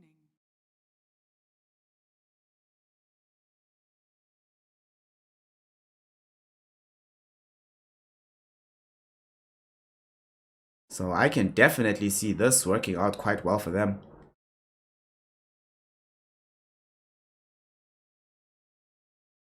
Esports Bandits. What is their last pick going to be? How are they going to respond and reply to the pickup of the Viper? Need a hero that can go mid. They need someone who can start team fights for them. And they get Death Prophet. Okay. I can live with Death Prophet. I'm okay with this. I'm fine. So with DP now being on the field. I wonder, whose draft do I prefer here? Whose draft do I prefer here? I like what I'm seeing from the side of... I like this Death Prophet. I'll tell you what I like about both drafts. I really like this Death Prophet. I feel like they needed a hero that's going to help them also push. Because before this, their ability to siege towers was pretty terrible on the side of the Esports Bandits. So now they have that covered. You can actually go up the ramp. You can actually do damage onto towers. You can take down Roshan. You have the Bristleback to help you out with that as well. So there's so many tools. But now, here we go. Esports Bandits versus Last Chance. Last Chance, we have Buggy, 420, Smokes a Lot, Loxamedi, Mamont, and Seku, and Skritzachek. Not 100% sure how to pronounce the Skritzachek. But nonetheless, he's the one that's out here for the Last Chance team. Let's see if they can make this happen. And they're not just playing into any random side. They are going to be now playing once more into the Esports Bandits. We've seen this team get a victory. Shiken, GT Snarl, Antonina Petrovna, Derzalas, as well as Q. This is now their next game, their next test. Will they be able to come away with the victory? Let's find out. Esports Bandits, we're playing on the Radiant side. On the Dire will be the side of Last Chance. The name is a bit of a misnomer. And it's not like this is the last chance that they have in this game. It's just, you know, it's a nice name. 30 seconds to battle. In the previous game, we didn't really see a fight that turned into a first blood around the contestation of this room.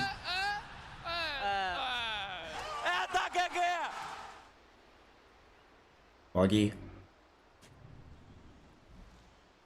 So the thing about this lineup on the side of Last Chance is they definitely, and I do mean 100%, cannot afford... Hold that thought, we're going to talk about it in a sec. We do see action happen onto Q. Okay, Q's gone. Q's gone. But they can't afford to take this game late. They have to win this game very, very quickly. Otherwise, they will not win at all. They will not win this game in the late game versus Medusa, Death Prophet, Bristleback. Their opportunities all lie in the earlier portion of the game. So we'll need to see them accelerating as early as humanly possible. One thing I also love is that they have Loxamedi. Mr. Mamont is already here in the top lane. As this game goes, eventually you're going to be able to get points into Sinister Gaze. The thing about having that spell is that it allows you, when you're playing up against the Bristleback, to prevent him from turning your back on you.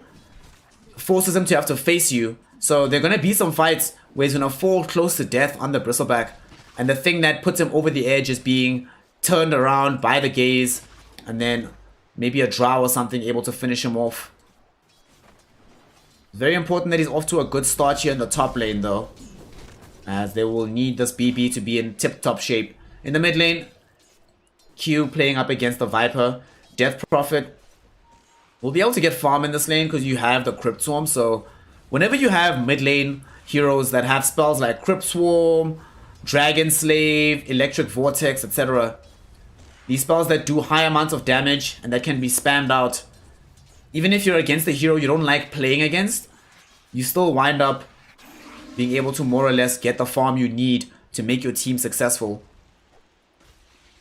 So I expect Boggy to be able to get farm here, but Q will be able to do the same. And then of course down here in the bottom lane, Chicken. Bit of a rough lane here for the Tidehunter, especially as they pick up more experience on the Mystic Snake and more points into it. This lane starts to become a bit more problematic, and Seku at that point starts to take a lot of damage, and it's not fun, but under the circumstances, things are still okay.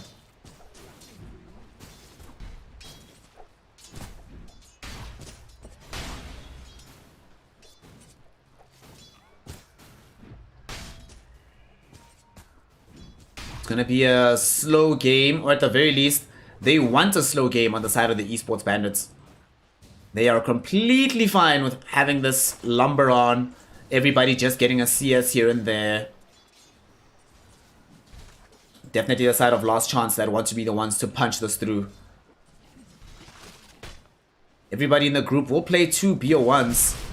This is the second one for the side of the eSports Bandits, so despite them not being named Last Chance, this is their last chance to make sure that they get the 2-0 in the group, guarantee themselves a spot in the playoffs. And so far it's looking quite good for them in all 3 of these lanes. Feeling quite nice, feeling quite nice. They end up losing Q as well in the mid lane. Buggy actually ran down the DP there. That's a huge issue. That's massive. That's a massive, massive kill. Buggy, off of that, being able to get a kill onto DP, there's no regen items for her. To be fair, it does mean that Buggy has to go home. If he didn't have to retreat back to the base, this would have been so good, but it just becomes decent enough. On the bright side for Q, it wasn't the first blood that was spilled by bringing her down in that situation.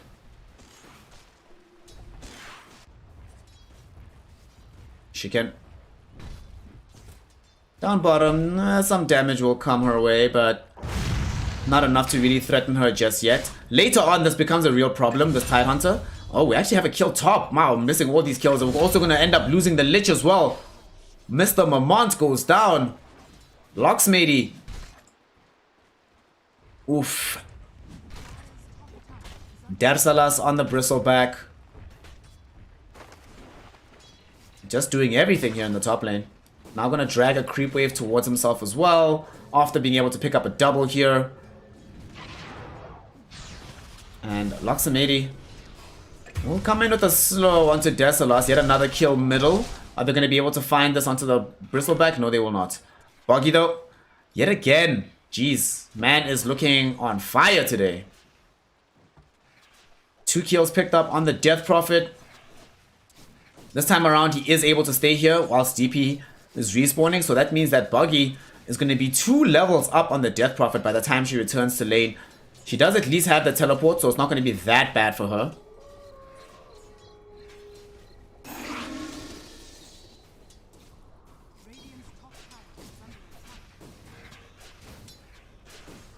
Boggy. In this game, I imagine that I don't think he wants to build Rod of Atos as this hero often does. Top lane, Locksmatey is gonna die. Darsalas on a killing spree. Yeah, this is such a good game for the Bristleback so far. He's going so well.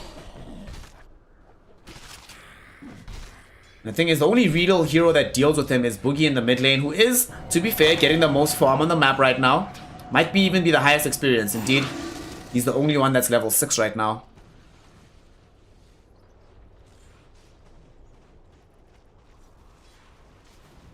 Buggy.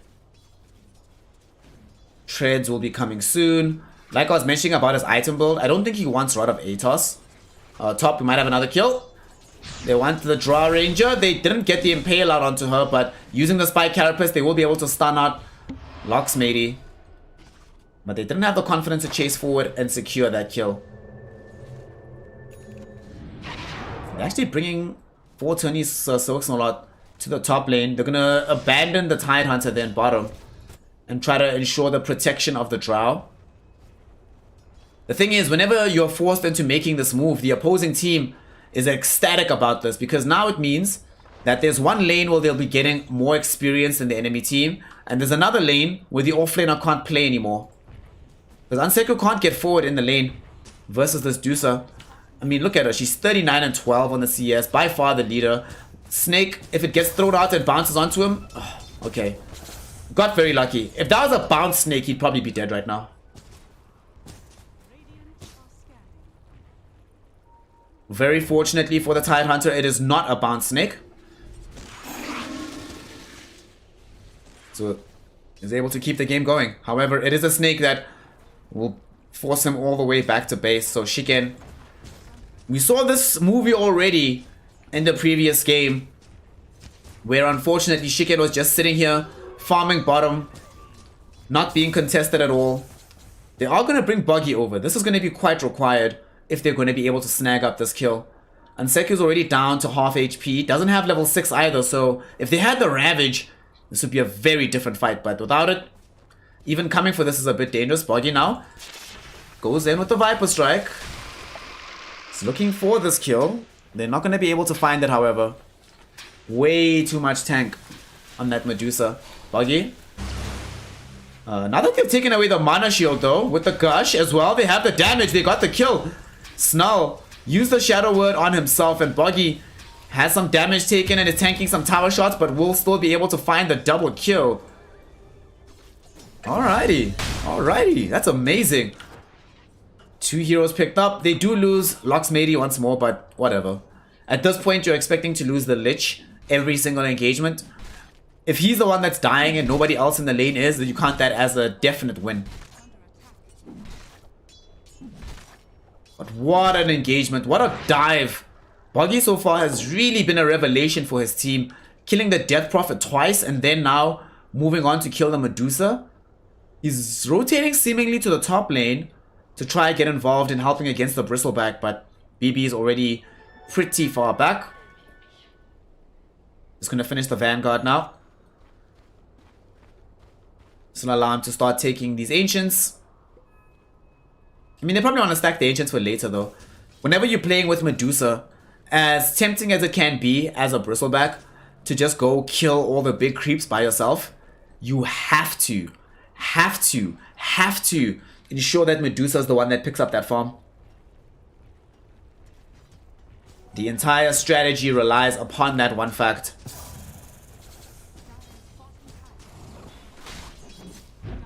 Antonina Petrovna is hunting the Tide Hunter. He sees the Tide Hunter now in the trees, farming up. He's gonna steal some of the farm away from him. He knows he can't kill him. He's just really there to harass him.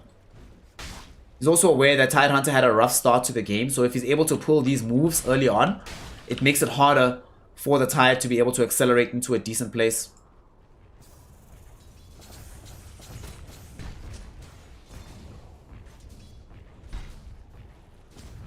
Shiken.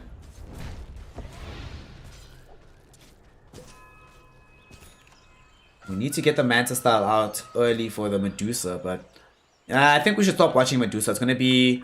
Unless they go onto her, I don't think much is going to happen around that side of the map.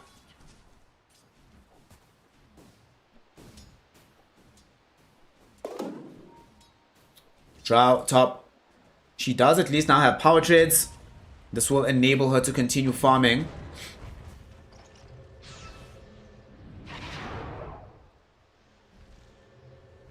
And what she wants first? Does she want Yasha? I think you want Yasha this game, right?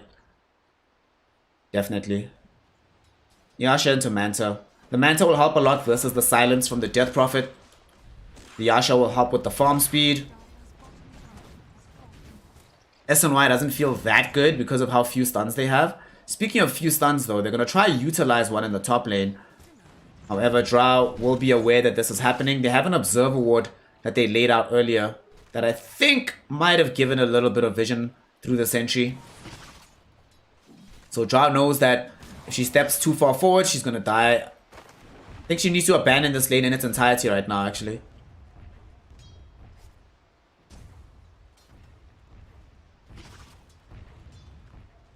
Nyx will find Locksmady. Can they close the gap with Desalas? It doesn't seem like they can, so the patience displayed there by the Drow with her positioning ends up saving not just her own life, but that of the Lich as well.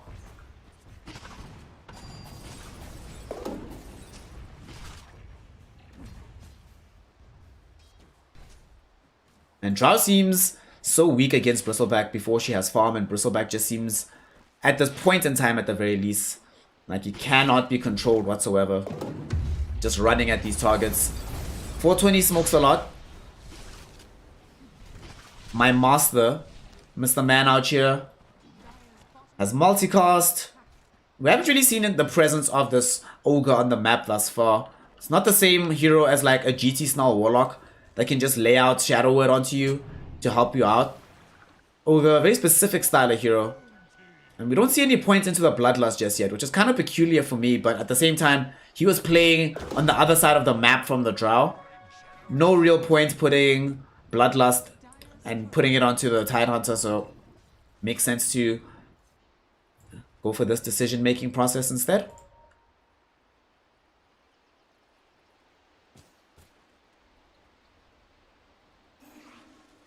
Game does now have a little bit of downtime, as both teams want to find some key levels and some key items in order to be able to make the next maneuver. Want the Blade Mail finished for the Bristleback here on top. Manta to be finished for Shiken. DP obviously just wants Yules. Well, actually has Yules, so they might be the ones to smoke first on the side of the Esports Bandits. Now that they have this initiation tool with the Yule Scepter, it's pretty much done now. Anseku, unfortunately, does not have the Blink Dagger just yet. However, unlike what we saw the Slaughter forced into in the previous game, we're not going to have a situation where Anseku just completely lacks this item. We'll have it available to be able to throw out into a fight top lane. Although they find a kill onto Antonina Petrovna, does end up losing his own life. Forced to any smokes a lot, dies too. Boggy in a lot of trouble. There's gonna be a Ravage that comes out. Do they get the damage out? Marksmanship is gonna, not gonna be available with the split shot there. They get the kill out onto Q. Death Prophet will go down. They're getting these shots out onto the Chaos Golem, and they're going to be able to kill it. Desalas now in a lot of trouble. Can he kill Anseku before he goes down? Yes, he can. But he might end up losing his own life. Boggy just needs like 2 more right clicks, but not going to be able to find them. Vendetta hit onto Boggy. Not going to be enough to put him onto the threshold.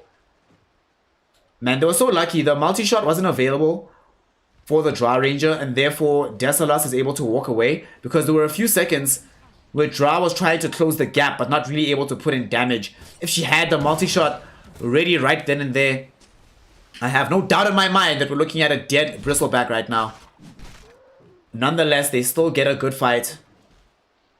And Drow survives throughout all of that, finishing off a Dragon Lance in the process. Dire's middle tower is under attack.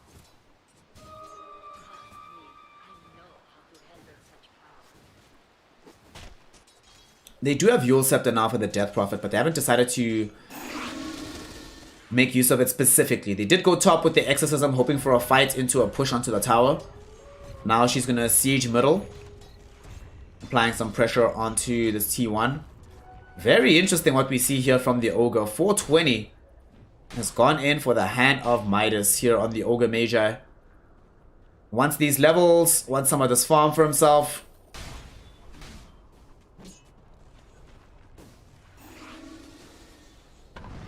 Now I'm really hoping that he's able to get a Philosopher's Stone or something once we get to these tier 2 items.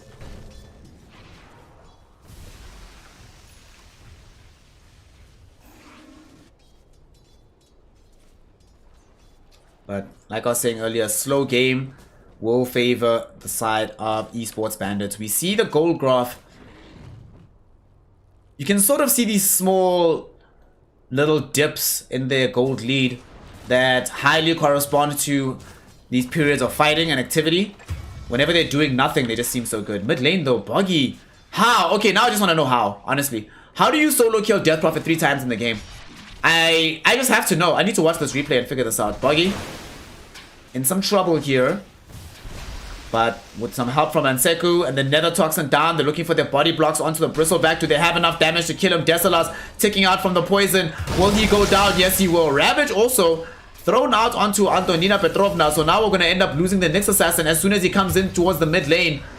He dies. They threw out the Chaotic Offering. Shiken showed up as well. And the Chaotic Offering Golem will not be brought down. Luxmady Was able to throw out the Frost Shield as well onto Buggy, preventing this Viper from getting into a closer kill threat. And Viper is going to opt for the Maelstrom.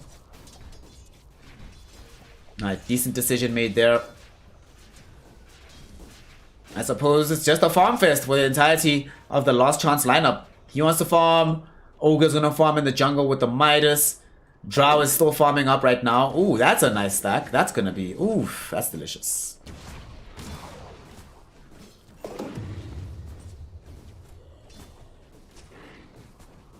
Whenever possible, if you're playing support and there's a Drow Ranger or a Medusa in your team, you should never have downtime. You should always be stacking. Should always be stacking. You see what Locksmatey just did there? He stacked this camp here when he was on the way through the jungle, making sure Drow would be able to farm this up.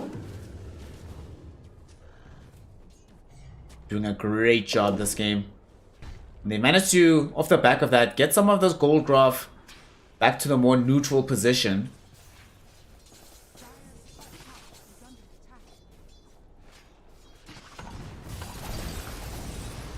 Still a lead, both right now as well as in the future, for the side of eSports Bandits.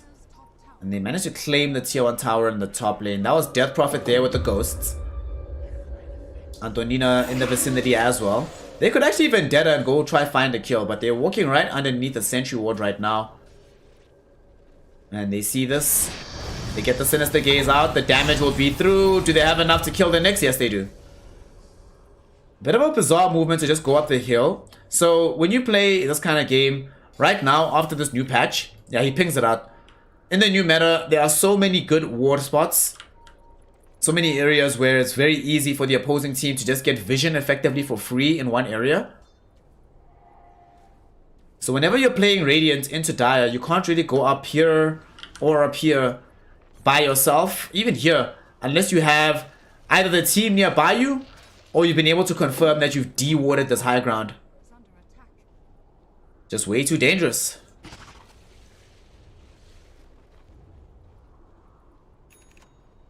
Desalas does have the full blade mail. Vanguard picked up, looking to build into the full pipe of insight. To be fair, their magical damage is quite extensive. On the side here of Last Chance, they have Lich. They've got the Tide Hunter. You've got Viper, who's building the Maelstrom as well. It's only really the Drow who does any kind of physical damage, so don't really have to worry about items like Crimson Guard and the like. You can probably just turn this Vanguard into an Abyssal Blade later in the game. Looks like we're going to have a smoke. They have Blink Dagger now. They want to reveal it. Blink is up. Ravage is up. If they can find the Blink Ravage. Antonina's middle, he's not the target that they want. Although now Shiken is walking into the Radiant Triangle, excuse me. They will see the Medusa. So they know the Medusa where she is at. But instead they're going to choose to go for a little bit of the easier kill. Instead search for Antonina. There's going to be Chaotic Offering drop down onto 2, however. There's the Rabbit. Do they have the kill? Antonina still alive. Will eventually die. Chain Frost now bouncing around from all the heroes. Look at what Mr. Mamont has been able to do. And now Desalas got involved in the fight. Will end up dying instead. Thought they were going to be able to get a turnaround there because of the huge Chaotic Offering with the Fatal Bonds. Q popping the Ghosts. Working outside. This is very dangerous for this Death Prophet.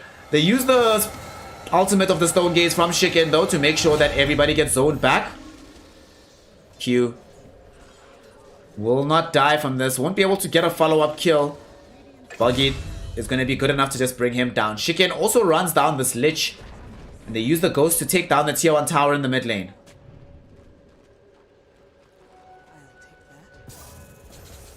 And they're not done just yet, actually. They might not have Ghosts anymore, but they still have a Siege Wagon. Unfortunately, it will die, as they committed the Glyph on the side of the Last Chance team to ensure that the tier 2 tower clears out that wave and keeps the tower alive.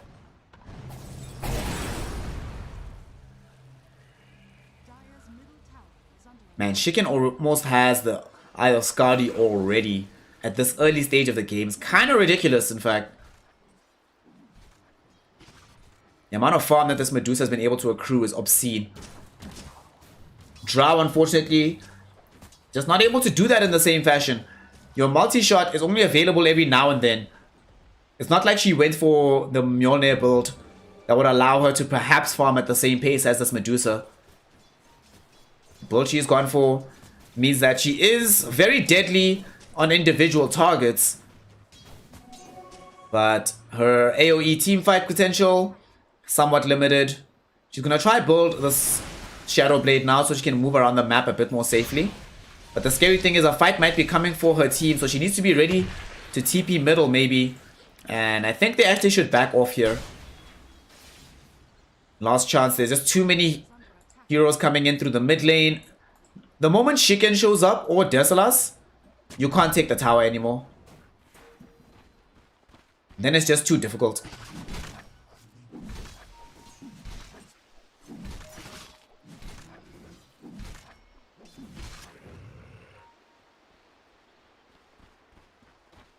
Desalas. What's he want at level 15, I wonder? I think this is probably the game for the health. I don't think he needs that much attack speed. We do have a Meteor Hammer now available for Antonina.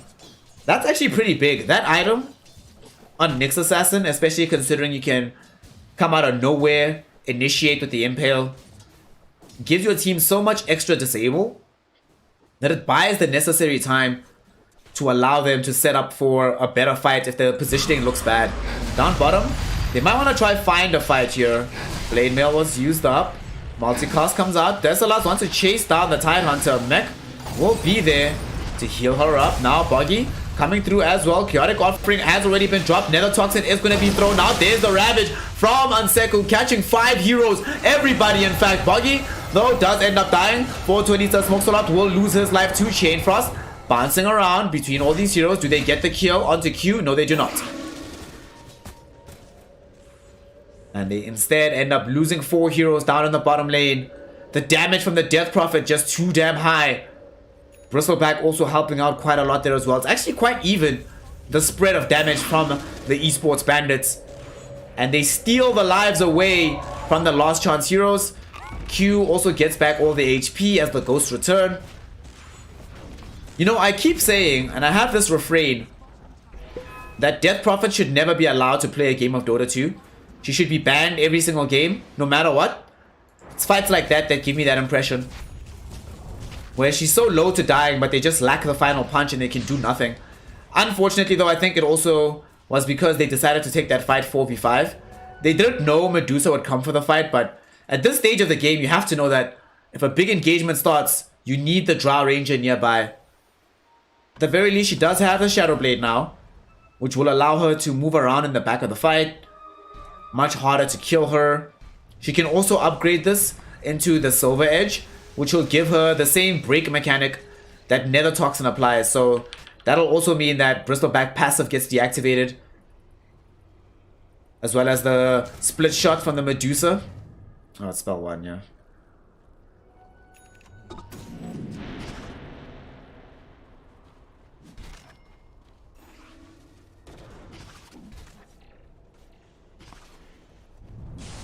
They're gonna try find Desalas. He activates Blade Mail.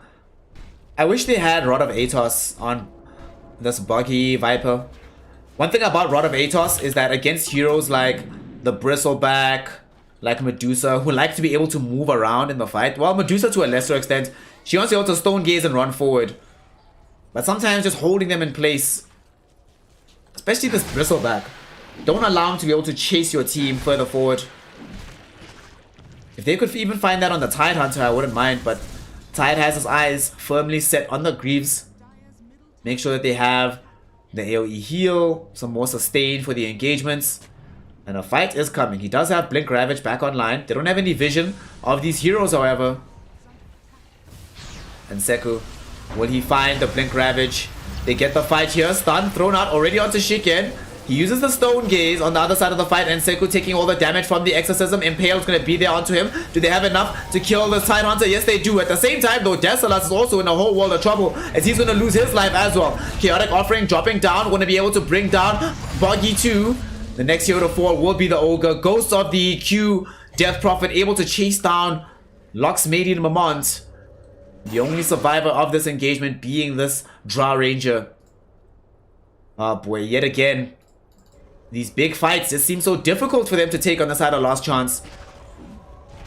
I think the big thing as well is that they were able to kill the Tidehunter early. Tidehunter is the only real source of teamfight on the side of Last Chance. So if you manage to bring down that Tide at the very beginning of the fight, you almost instantly guarantee the rest of the fight will be quite easy for you, because they don't have any more tools to really force you back. Especially because they've almost finished the full pipe of insight on Desalas. So that means that this Chain Frost that comes out of Locksmady, it's been one of the better tools that they've been able to use, but now it's suddenly not going to be nearly as effective in the upcoming engagements. And with all this advantage gotten on the map, they've opened up a path into the Roshan pit, and they will take it. It's the first Aegis of the game, so no shard, no cheese, but definitely some immortality, baby.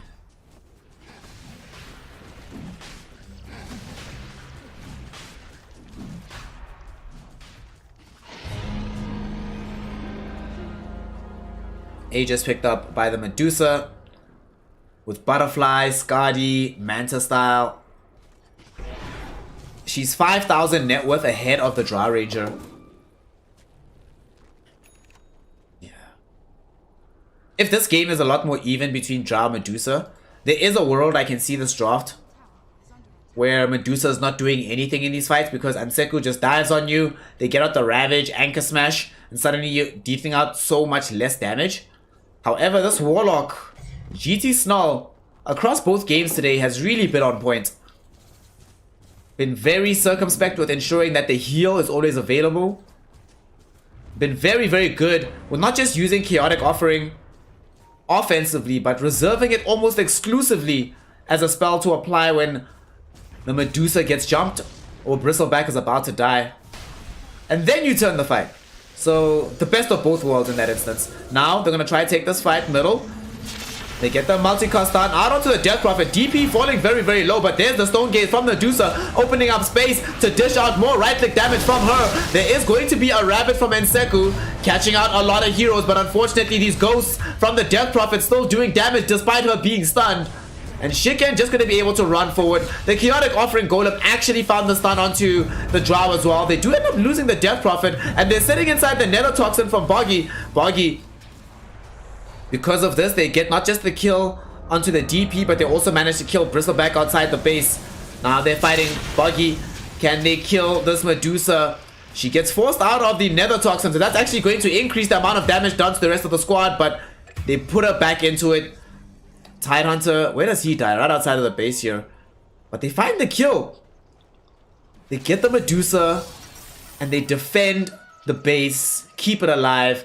The important thing as well is that the Drow Ranger does not die. Stays alive the entire engagement. Gets a lot of gold out of it as well.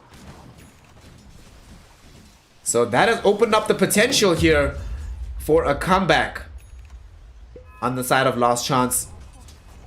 The gold graph is now equivalent. Experience is very shortly going to dip beneath that same line as well. And throughout all of this, 420 Sir Smokes-a-Lot has been using this Midas to great effect. He now has a Hex. So this Scythe of Vice will enable them to have even more control for their fights. Boggy now, from the high ground, wants to find a kill onto the Warlock and will be able to do so. Alright, Boggy. Insisting that his team will not go gently into that sweet, sweet night. Now has a BKB to show for his efforts. Full 9 seconds up. Won't fully help them against Q, who does feel like the main source of damage at the moment. Like, this Medusa is very scary, but these fights are terrifying versus Death Prophet. She has the Aghanim Scepter as well, so that's where the bonus ghosts are coming from. Medusa, in the meantime, I would not mind seeing her pick up the Aghanim Scepter of her own, or even the Shard. She's going for the Scepter now, and then I'm not sure if she's gonna do shard, but yeah, I think Ags is good. Being able to make sure that you get out the extra stone hit is not just useful for the Medusa. Remember who her supporting mid lane core is. It's this Death Prophet. So whenever you get the stone gaze out, and or the stone for just a little second coming out of the Aghanim Scepter, that damage also applies to the DP, because these ghosts deal physical damage, and being stoned and petrified increases physical damage input. So she can doing the right thing for the squad as well.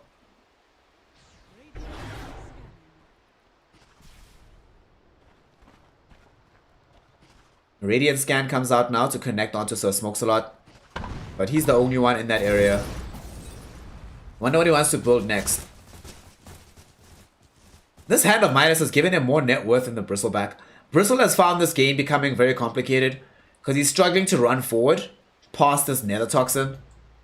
So I think until he gets BKB, he's not going BKB, he's going to go for SNY Hearts, but I feel like he should get BKB.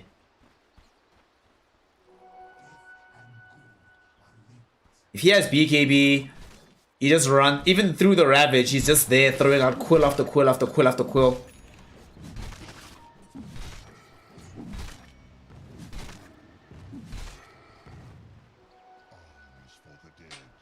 Desalas.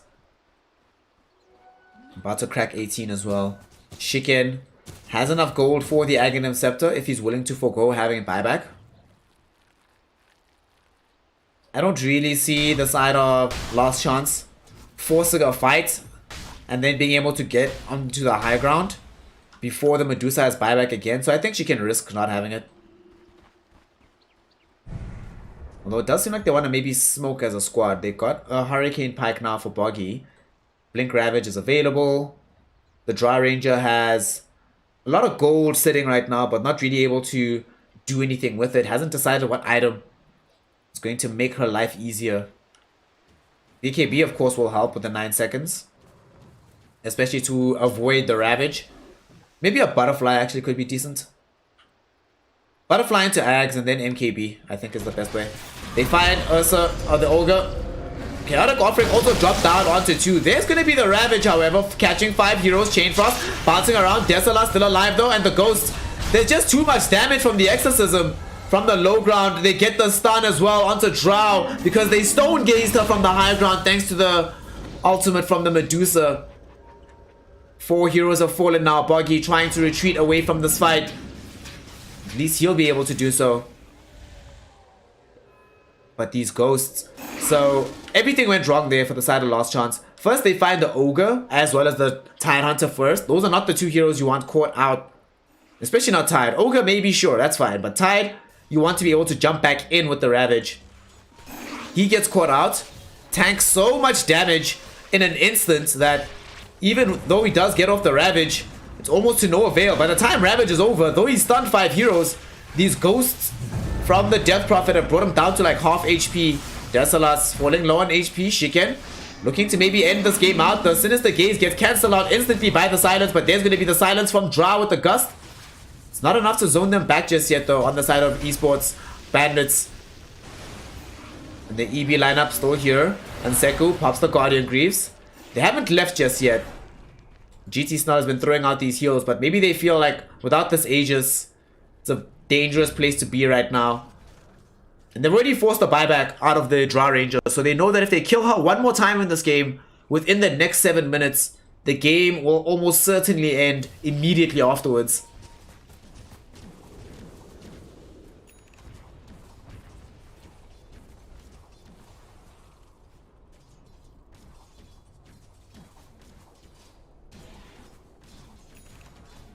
The Draw Ranger.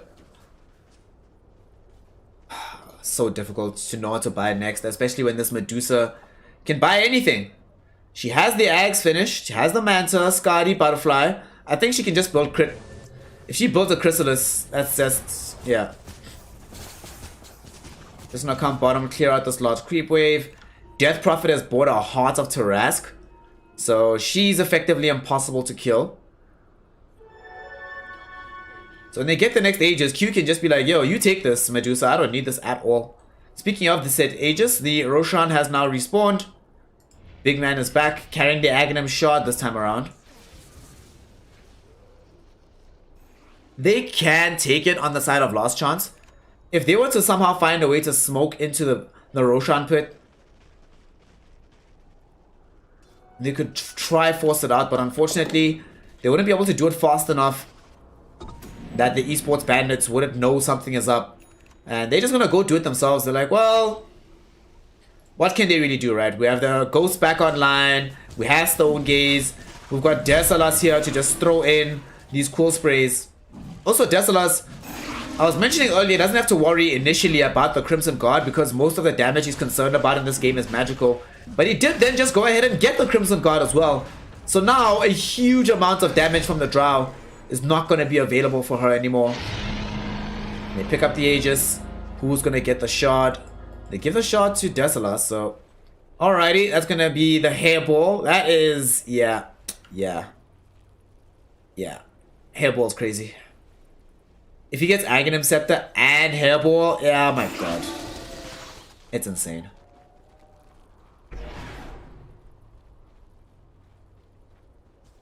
One of the biggest changes for me for the Bristleback with this hairball spell, it kind of fixed like the scaling of the hero. Sometimes you felt like there's no real item you can buy that makes you actually stronger. You get tankier, but it doesn't help you increase the damage output that you do. But the hairball definitely will. It's fairly expensive on the mana cost though, so you gotta be very careful about when you decide to use it.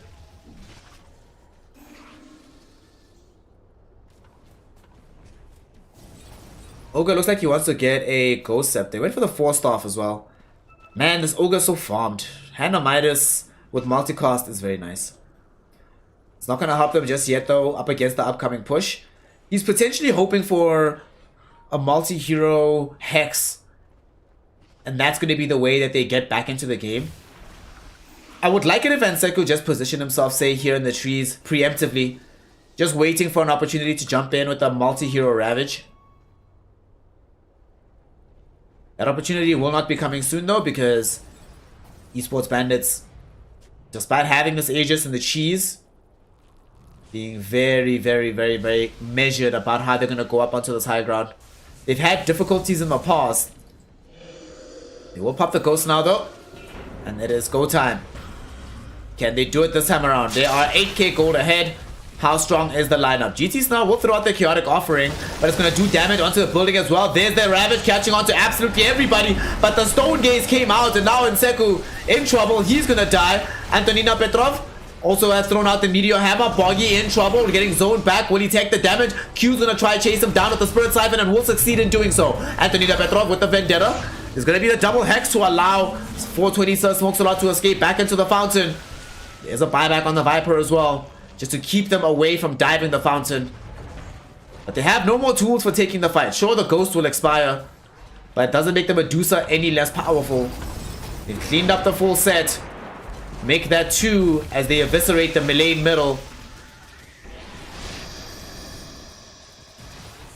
And Buggy, don't do this. Don't do this, Buggy. Don't do this. Buggy did it. Buggy did it. Gonna get stoned up for a moment thanks to that Aghanim Scepter. Now he's in trouble. Blink! 2-hero Impale and also caught onto the Drow Ranger. Remember that she does not have buyback. No buyback for Drow. No buyback available for the Tide Hunter. So he cannot afford to die. Viper only will have buyback again in another 7 minutes. So no buyback for him too. Can they zone them back from this fight? Locksmatey, will he die on the Mammoth Lich? Yes, he will. No buyback for the Lich either. Between Amseku and 420 Sir Smokesalot, can they somehow keep this game going? Medusa has no care in the world for these heroes, just focusing on the buildings, focusing on the base, and instead doesn't need to even do the full focus because they're gonna throw in the towel on the side of Last Chance, and they will call it GG. Well played. Esports Bandits, not only do they take down AFO, they've also managed to take down the side of Last Chance, securing themselves the 2-0 exit from the group stages. Truly phenomenal performance from them. And since Does seem like we're going to have high match load. Won't be able to actually look at the stats of this game. We will close it out and say congratulations to the eSports Bandits. They played phenomenally. They played with purpose. And primarily they were able to play around their timings on their heroes. Regrettably, we do not see the same being true for the side of Last Chance. So Last Chance, Boggy, 420 Sir Smokes a Lot, Lux Medi Mamont, and Seku, as well as Kurtacek. It's not over for y'all just yet. It's not done. There is still one more chance, still a way to get out of the group stage. But for now, the thing we really have to say is congratulations to the first team here in the Veeam eSports tournament to find themselves in a position out the playoffs. It is eSports Bandits, Shiken, GT Snow, Antonia Petrovna, Dersalas, and Q. They have made it. They have done it. They are your first playoff team. Now they can rest as they can sit back and wait to see who will be their opponent. We have one more best of one coming up. AFO taking on Last Chance. Do Last Chance have what it takes to seize the last opportunity coming their way? Find out shortly. Don't go anywhere. And we'll be continuing with some Dota 2 action right after this.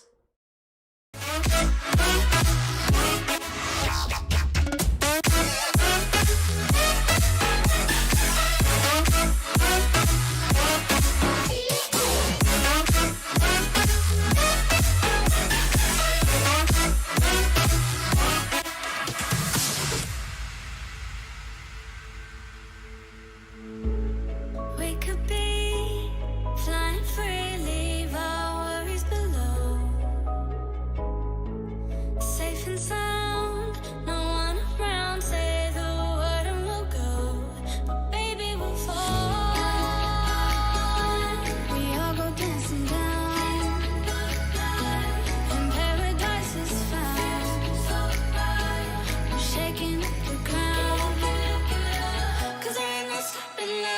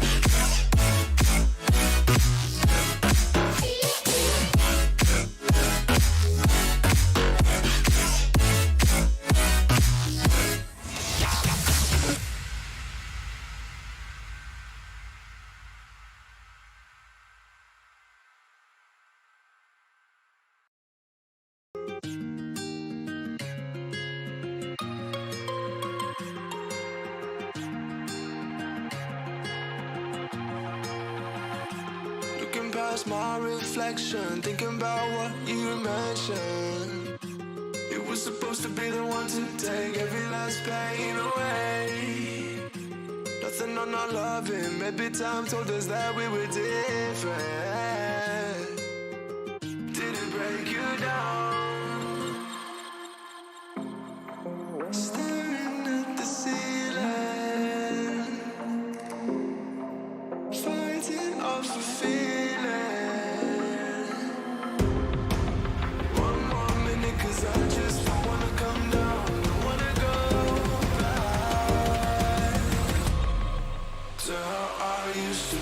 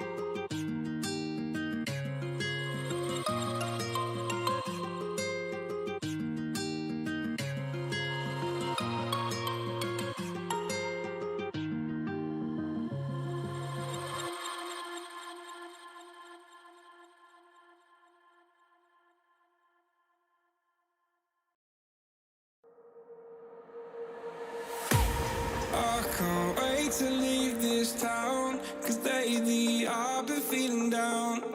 The cold nights just don't feel the same. Oh, like my life inside a car. Hit the button, drive real far. Put that record on me like.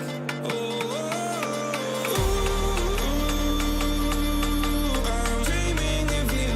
I dream of a new night. Fight in the dark till we see the sunlight. My love, it's you and I. Close, close and cool like this fire. So reach for the stars, 'cause we're aiming high.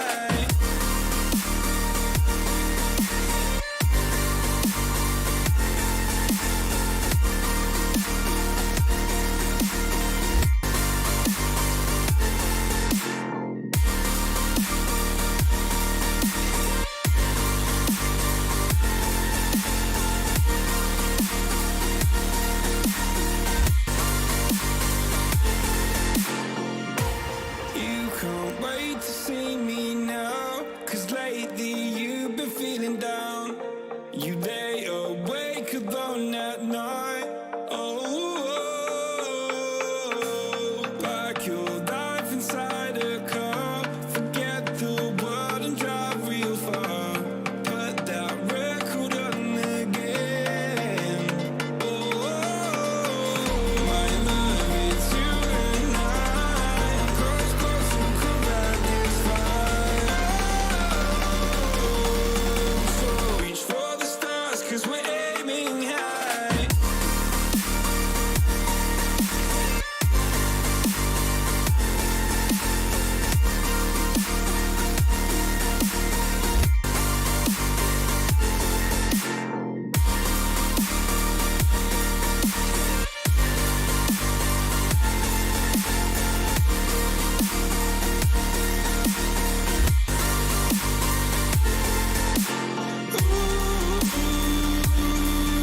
I'm dreaming of you. I dream of a new night.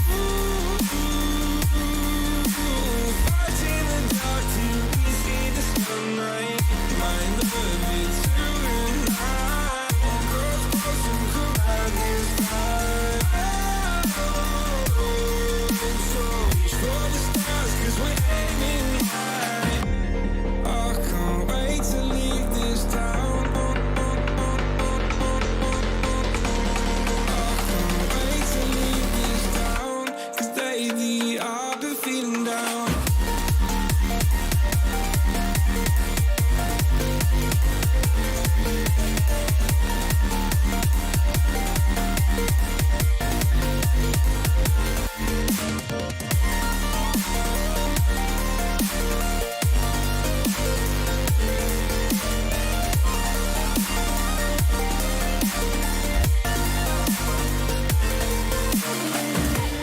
I can't wait to leave this town, 'cause lately I've been feeling down.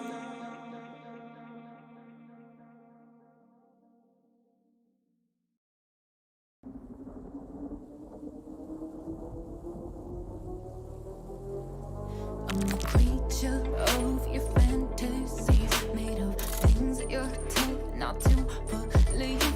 And I'll show you sights you couldn't dream of. Baby, take my hand. Walk with me in the garden of Eden, where life's in technicolor, pure freedom. We don't need no rhyme or reason. Baby, take my hand. I'll lift you up, I'll make you feel so high. I'll bring you to life on the wild side.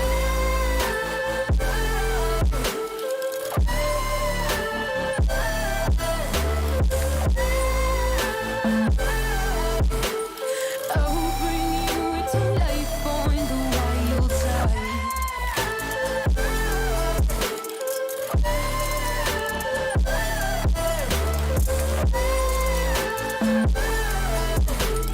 I'll bring you to life on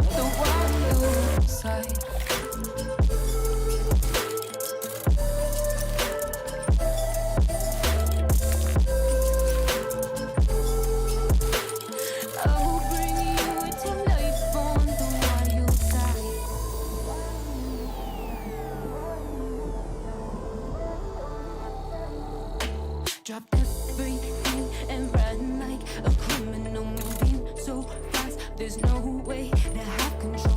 Just let go and you'll crave the free fall. Baby, don't look back.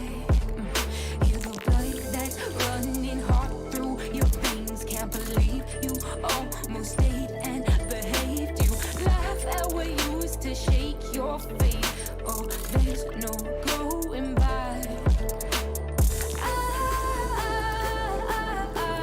I'll lift you up, I'll make you feel so high.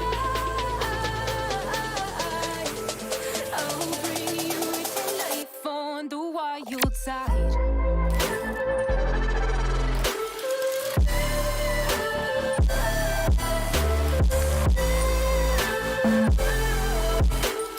I'll bring you to life on the wild side.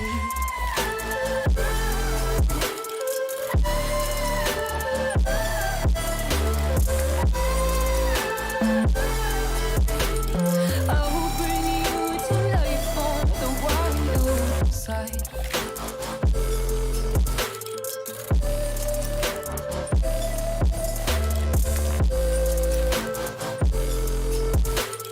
I'll bring you to life on the wild side.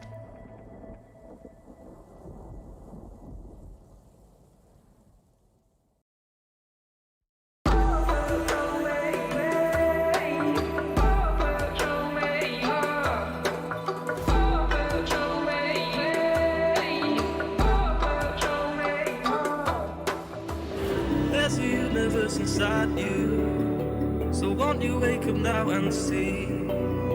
Don't hide away the things you're feeling. Unlock your mind and lose the key. There's a universe inside you, you should never have to hide. I can see the stars inside you, please just open up your eyes. There's a universe inside you.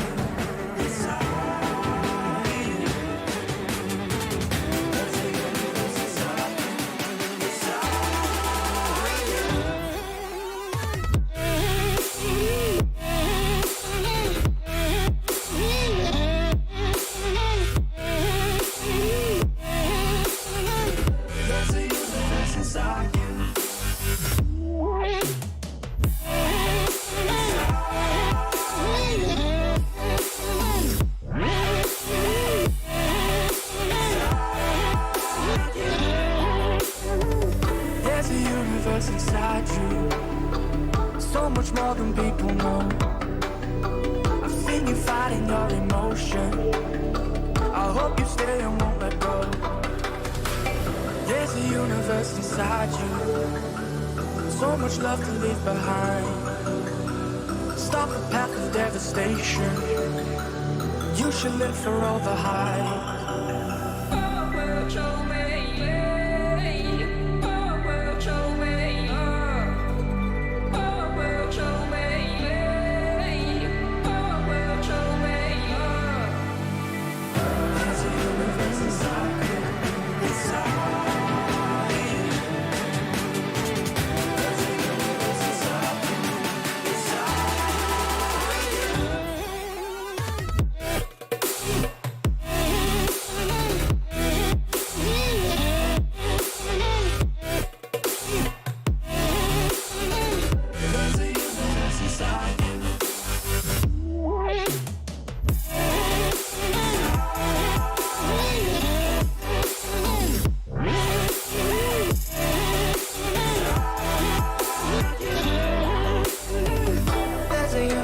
Inside you, why are you pushing it away? Leave behind your own deception and learn to live another day. There's a universe inside you, your galaxy of happiness. I just wanna help you find it, we'll explore in baby steps. There's a universe inside you, you've gotta give it room to breathe. So let the universe excite you, 'cause that's the way it's meant to be.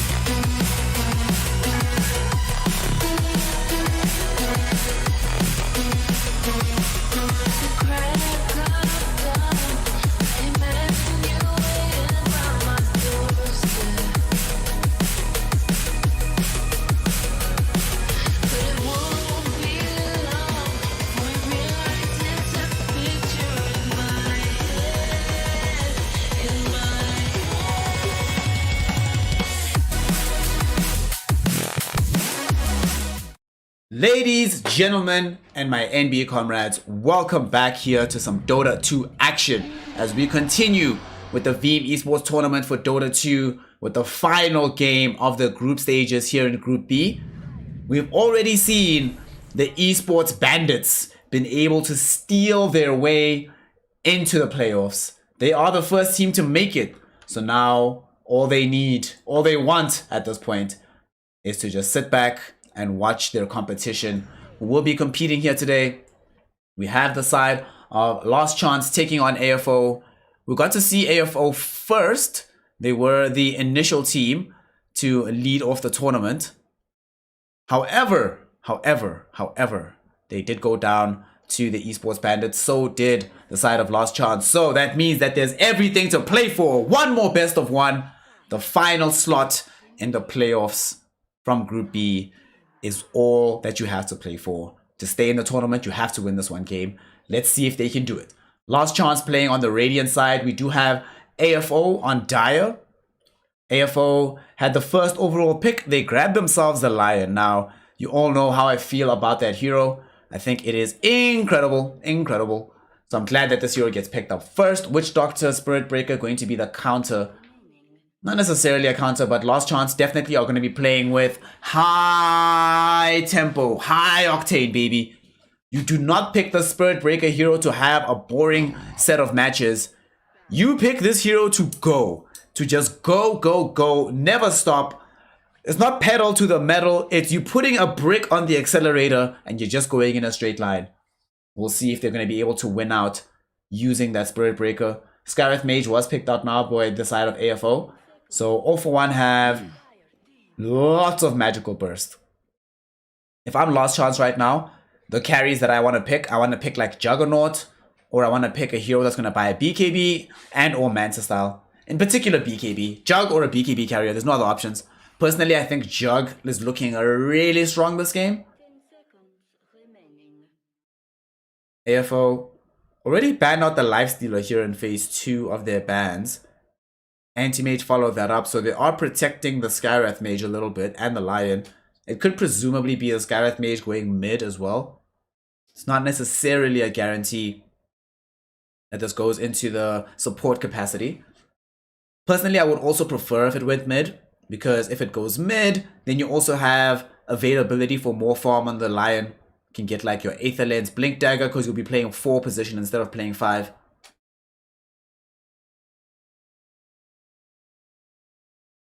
Last Chance wants to also make sure that there's no purges against them. They took out the LC. They removed the CK. I suppose they might have been watching that earlier matchup and seeing the CK being played. So they know that Top Knight is able to use that hero to a fairly decent effect. Therefore, we'll take out the Nature's Prophet now. Yeah, I'm fine with the NP ban. That's cool. No qualms whatsoever with removing that hero from the game, especially if they're playing already with Spirit Breaker. It might not seem like a very normal ban normally, but you want to make sure that they don't have this massive global presence. Imagine you're in one lane being attacked, you're being charged without you knowing, and then as the charge hits, this Nature's Prophet shows up out of nowhere as well to add in more damage. Last Chance.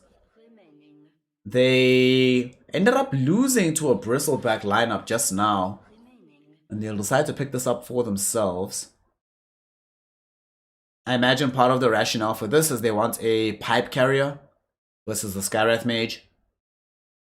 You also want to tank up when you're playing against Skywrath Mage. Make sure that if you have the Mystic Flare drop down onto you, you don't die all the time. Blade Mail also seems like a very good item purchase here. And Bristleback is happy to get that. Now you have to start thinking about heroes that deal well with both Spirit Breaker and Bristleback though. Ursa's in the pool, Monkey King is in the pool. Clinks! Clinks. I did not expect that to come out here and emerge. Okay.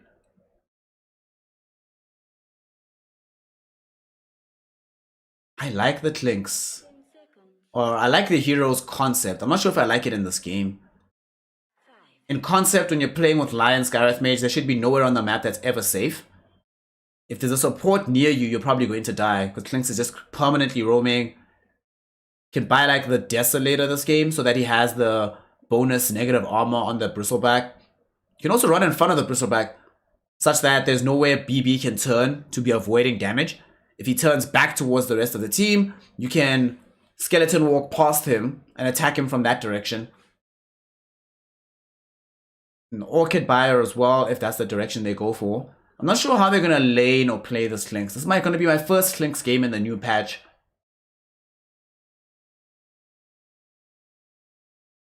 Last chance here. Now the decision is going to be made. What are you doing for your lanes? Where is this Bristleback going? Safe lane or off lane? He's going off lane. So they get the jug we were talking about earlier. It's just the standard one. It's like, what else were you going to get in this exact situation? When I consider the heroes in question, we think about exactly what the heroes are required to do in this matchup. Yeah. Pretty much was no other hero that I could imagine being picked up in this situation rather than the Juggernaut. So good job on them to go for that. AFO will now go themselves. OD. Alright, so Skywrath Mage. It's actually not confirmed. I was about to say Skywrath Mage is now confirmed support, but not necessarily because OD can also be an offlane hero. Would make this a very squishy draft on the side of AFO if OD was the offlaner. But maybe they could round out the drop by picking like a Dragon Knight for the mid lane. Hell, even Death Prophet is still in the pool somehow. Public service announcement, everybody. Never, ever allow Death Prophet to get through the pool. That hero will beat you. Don't let it happen.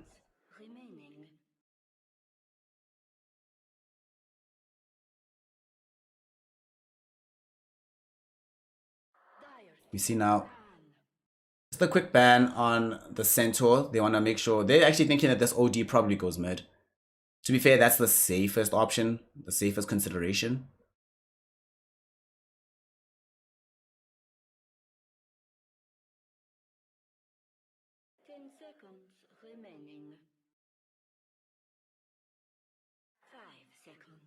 Maybe Sand King as well for AFO could be picked. The lineup is just so squishy. I need an offlane hero that is going to be able to actually get to the front lines. Nobody actually wants to be at the forefront of the fight here. So they need to think of the beefiest hero they can. They should ban Axe actually from the side of Last Chance. I can definitely see Axe being quite useful. Very good against Juggernaut because the call goes right through the spin. It's a hero you don't mind using to open up the fight. Allows Bristleback to face you so you can actually dish out damage to that hero. And the way that they've set up these lanes right now, I don't really see them being able to fully threaten an Axe in the lane. Also, that Axe Skywrath Mage lane sounds mega strong. Sounds crazy strong if they decide to run that. Invoker gets banned. So they're keeping their options open on the side of Last Chance. They're like, well, we actually don't know where that OD is going. If it's OD in the mid lane, we don't want to give them Invoker. If it's OD off lane, sorry, we don't want to give them Invoker. If it's OD in the mid lane, we don't want to give them Centaur. I've been seeing this more and more lately where teams have been biting the bullet when it comes to banning out heroes. And not just banning based on what they think the opponent has, but primarily around their own drafts. Saying, do we want to play against that? Nah, not really, cuz let's get rid of it.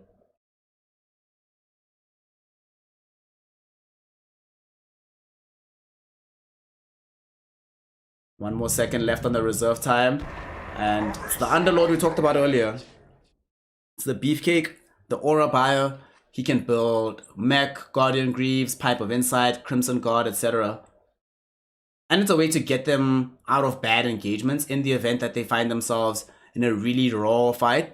You just use the Dark Rift, get yourself back onto the safer part of the map, make life a lot easier in that regard.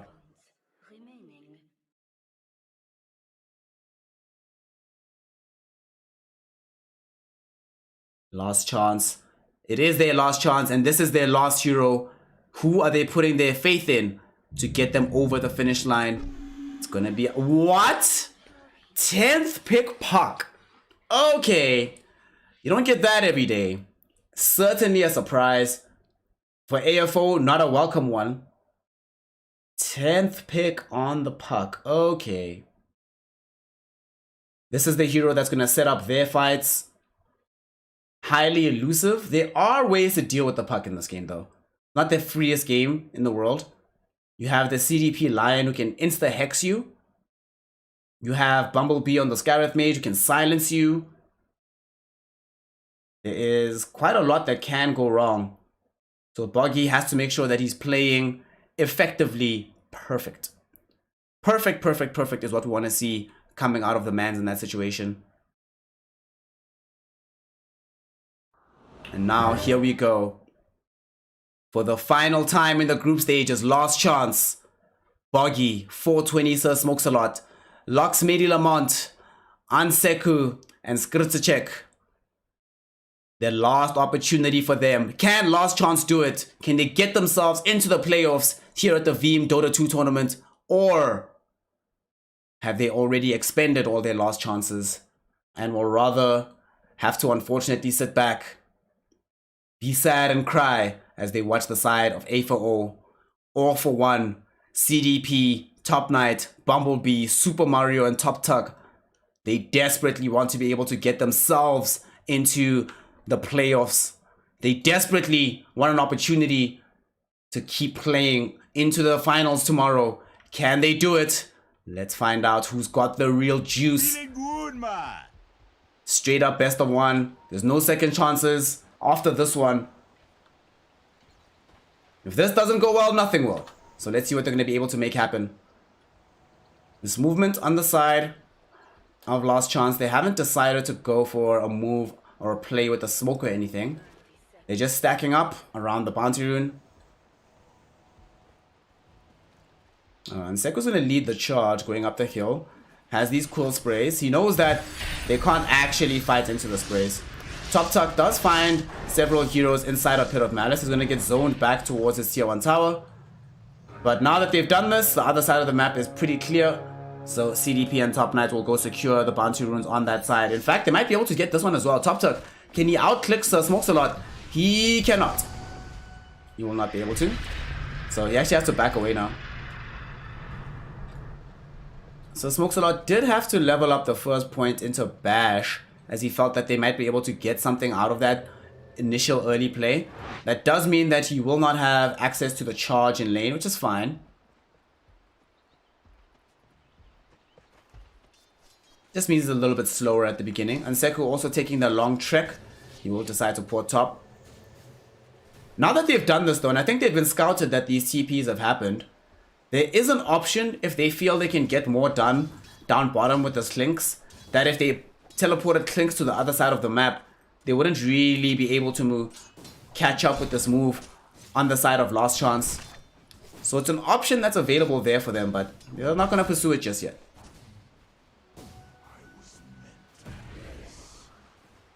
For now, Barra of the Spirit Breaker will just be happy to put out some damage, bash up this Lion. Clinks of Top Knight just wants to farm in the top lane. And he has fairly high range when attacking as this Clink, so he can stay outside of the range of the Quill Sprays for the most part. That being said, between these two huge beefcakes here in the top lane, Top Knight will not really be able to apply any harass that's going to be effective against either of these heroes. Which means that the early game, out on top at the very least, is going to be quite strong for the side of Last Chance. Here in the mid lane, Boggy taking on Super Mario. Between the two of them, there should be a lane that favors the puck.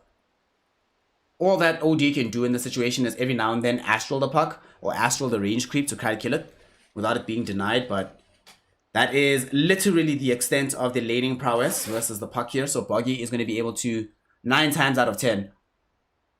Puck versus OD is a puck favored. And bottom lane, Skritsacek on this Juggernaut.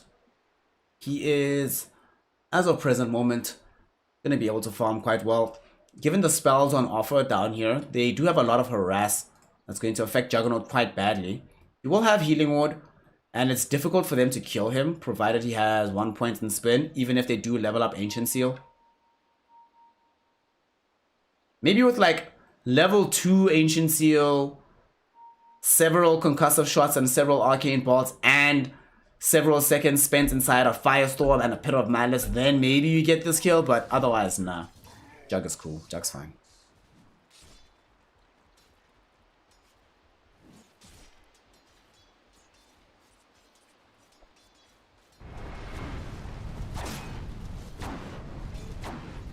Just quick courier kill from Bumblebee.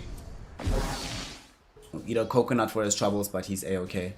The big winner though for the laning phase is definitely going to be this Bristleback. He's going to farm 100% freely because they can't stop him. Can't actually do anything to him. So you can have the pick of the litter in terms of which items he wants to get for himself. In fact, this laning configuration right now is looking very, very solid for Last Chance. I might like if AFO did go bottom with the Juggernaut.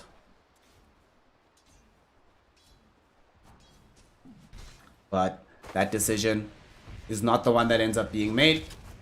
And Seku tanking a lot of damage. Well, not really. He just took a tower pot shot, but it's like whatever.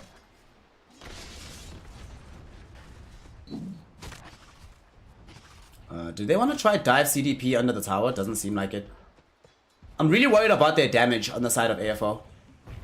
If we look at these heroes, their damage potential is limited to say the least. Limited to say the least. 420 still smokes a lot. We'll now tank an Earth Spike and we'll take a lot of searing arrows. But they don't sear him enough. And I think he just charged away a little bit just to get away from the damage faster. But he could have just walked away and still would have lived.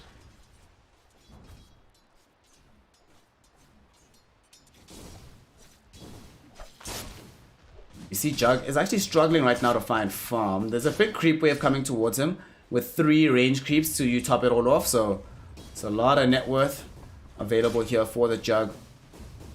Will he get them all? Oh, and another wave coming. Oof. Life is good. Life is nice. Oh, yeah. Pump that directly into the coffers.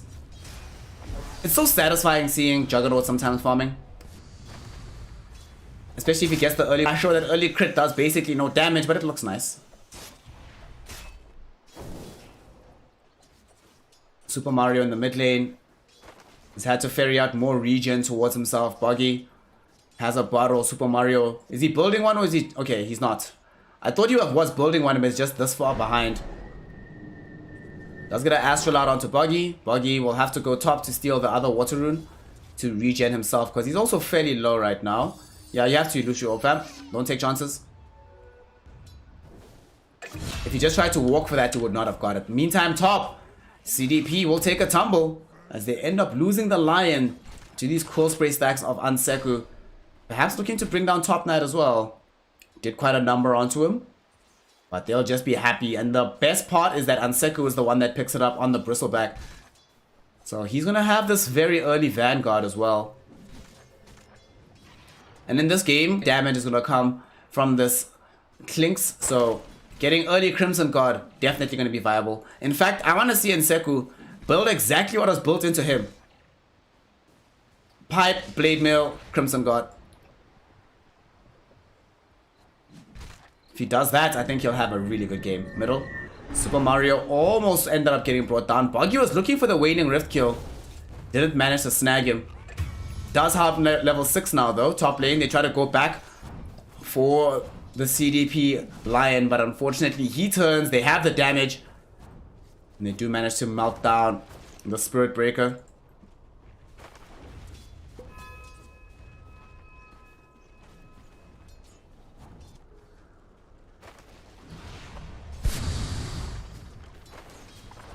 As expected, bottom, there's like a lot of harass between the top tuck Underlord as well as this Kriticek Juggernaut as much as humanly possible, but Jug's still farming. Top tuck can just stay far back, won't really be in a bad position. There's literally no threat, but there's maybe threat onto Bumblebee though. He can get charged up. Oh, Kriticek didn't pop the spin to start off with, so he wasn't able to reach to the back where the Skywrath Mage is. And remember, Skywrath Mage is very speedy, 325 base move speed. So if you are unable to catch that hero early and quickly, generally is able to escape away from you. Nice bit of malice as well from TopTuck to enable the escape there.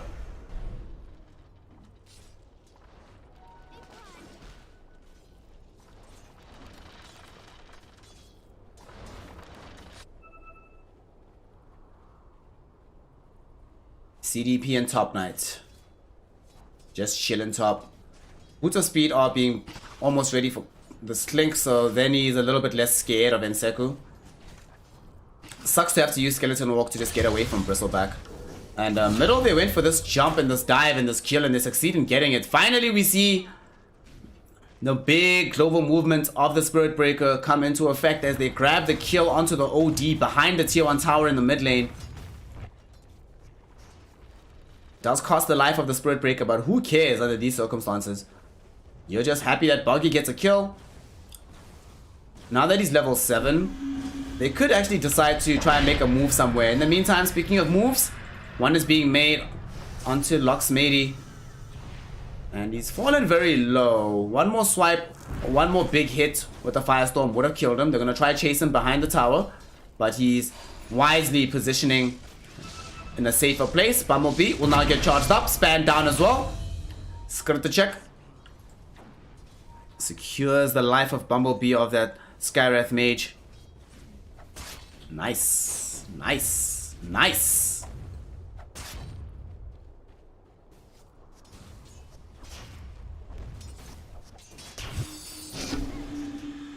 I'm very worried about Super Mario. He dies in that situation. He wants the Meteor Hammer as the first overall item. The thing about going for the Meteor Hammer is that it does leave you a little bit defenseless from everything else. So you can't do anything despite just farm up for that item. There was an invis pop by CDP. They scan so they know that he's right here. They had the Spirit Breaker nearby in case the dive is attempted by CDP. But I think he knows that the dive would be a spurious thing, so just let this one go.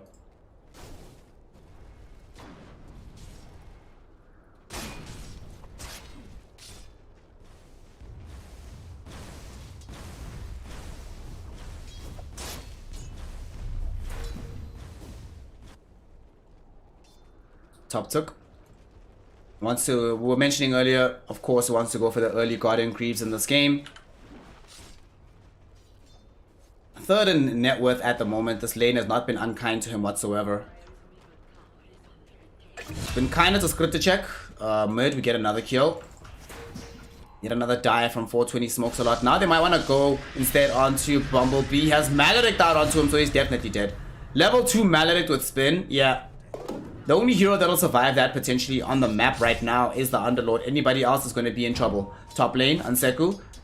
Speaking of trouble, he's drawing some attention towards himself, but they really want CDP. They want to dive him underneath the tower, and they're going to be able to do so as 420 smokes a lot. He shows up. Beautiful 2-hero Earthspike, but it's still going to result in the death of the Lion. Or is it? Oh my god, Lion lives. There's also going to be an Astral from Super Mario who ports in to help out with this fight to keep the Lion alive, and now suddenly it's Enseku and 420 smokes a lot who are in so much trouble. And Lion, for good measure, comes back with an Earthspike, sets up for Super Mario to get off the Astral as well as the Sanity's Eclipse. And they're going to end up getting both heroes. Very unfortunate there. Enseku wasn't able to juke in the right direction. He thought the Lion went up instead of going to the right, so didn't get the final spray. He was also lacking mana. Unfortunately, he ran out, doesn't have a magic stick or a magic wand, so unable to utilize that last piece of mana. We're now going to see the theory of whether or not TopTuck can survive the full combo of Maledict Spin. Indeed he can, but he cannot survive being Omni-Slashed. Also a Dream Coil from the puck. Buggy on the back side of things, able to sniff out and get the kill onto the Skywrath Mage as well.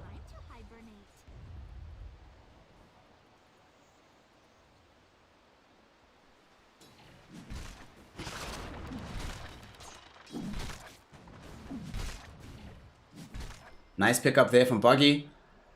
Wants to build Desolator this game. Okay, that's interesting. So I imagine that because of this, once he gets to level 15, he definitely wants the phase shift attack talent.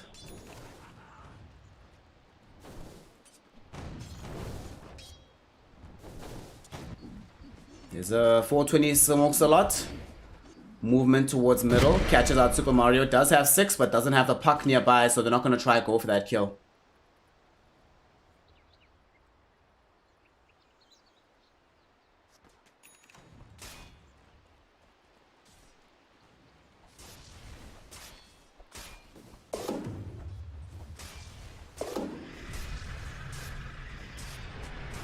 The question I have now is, will the side of AFO all for one? Can they make this? Like, the map right now is shrinking a little bit for them in terms of they haven't been able to really move past this river area in quite some time. It's been very static for them, and they need to open up the map for themselves.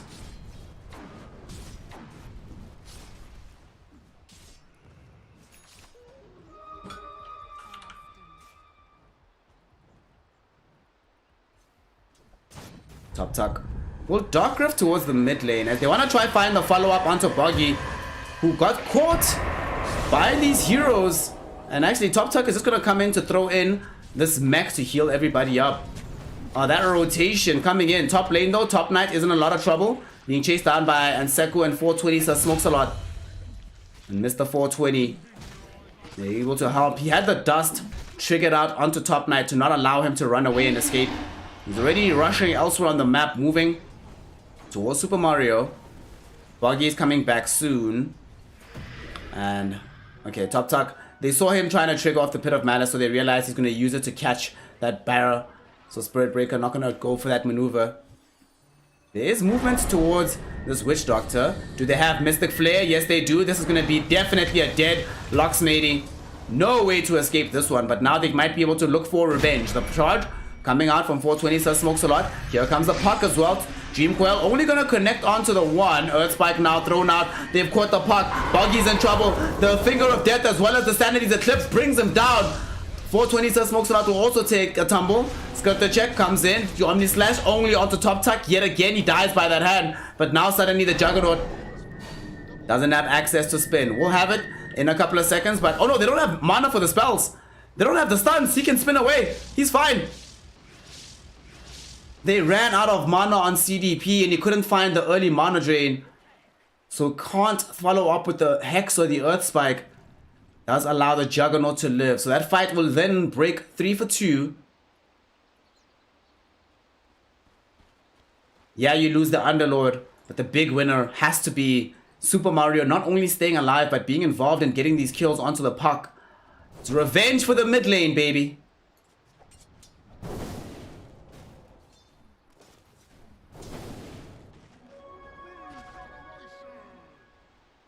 Regen rune snagged up by Anseku just to top him up. Building an Eternal Shroud, because why not? Already has the Voodoo Mask in his inventory.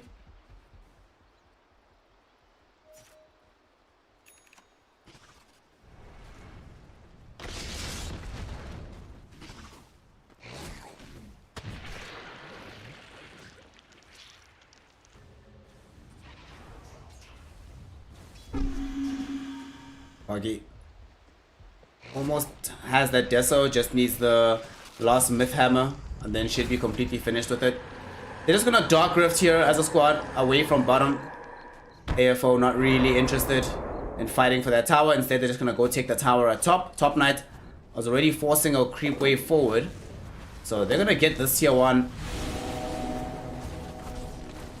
Doesn't even seem like they're gonna lose their own on the other side, so it's all good if this is happening.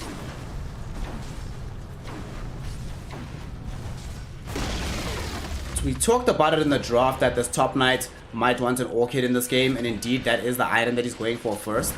And they get the Hex out. They're looking for Anseku. Other side of the map, they lose OD, but Anseku's in a lot of trouble. Pit of Malice is going to be there onto him. Do they have the damage to beat down this Bristleback? They're looking for him. He's in the trees right now, Top Knight. Can he find him? He sees him. They have the Earth Spike. There's the right clicks, and they get the damage. And there's no way that this charge is going to come through in time. 420 smokes a lot. Very nicely done from the side of AFO. At the same time though, they have ended up losing their OD here in the mid lane. Wait, who killed him? Let's see. The kill was picked up by Luxmady, so that probably means that Puck was nearby as well. OD does have access to the Meteor Hammer, and he's deciding to build the Lincoln Sphere next. This will help protect him somewhat versus the Omni Slash.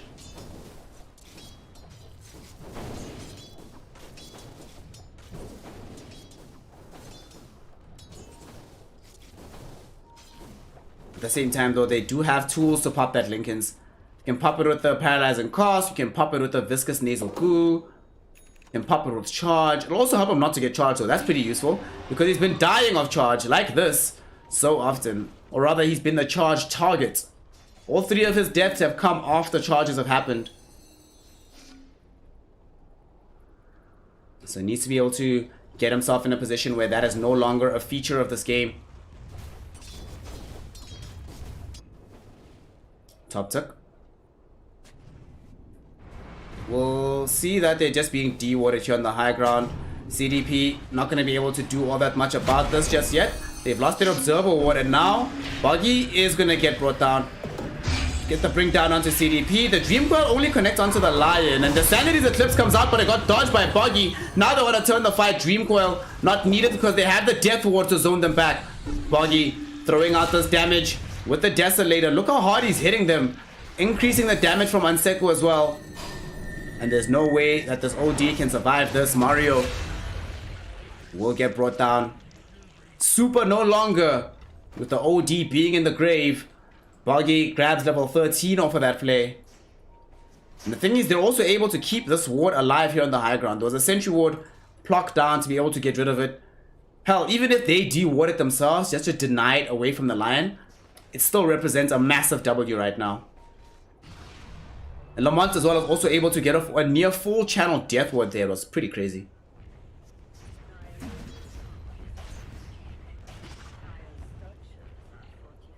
Now Last Chance are out here forcing a push onto this tier 1 tower in the mid lane.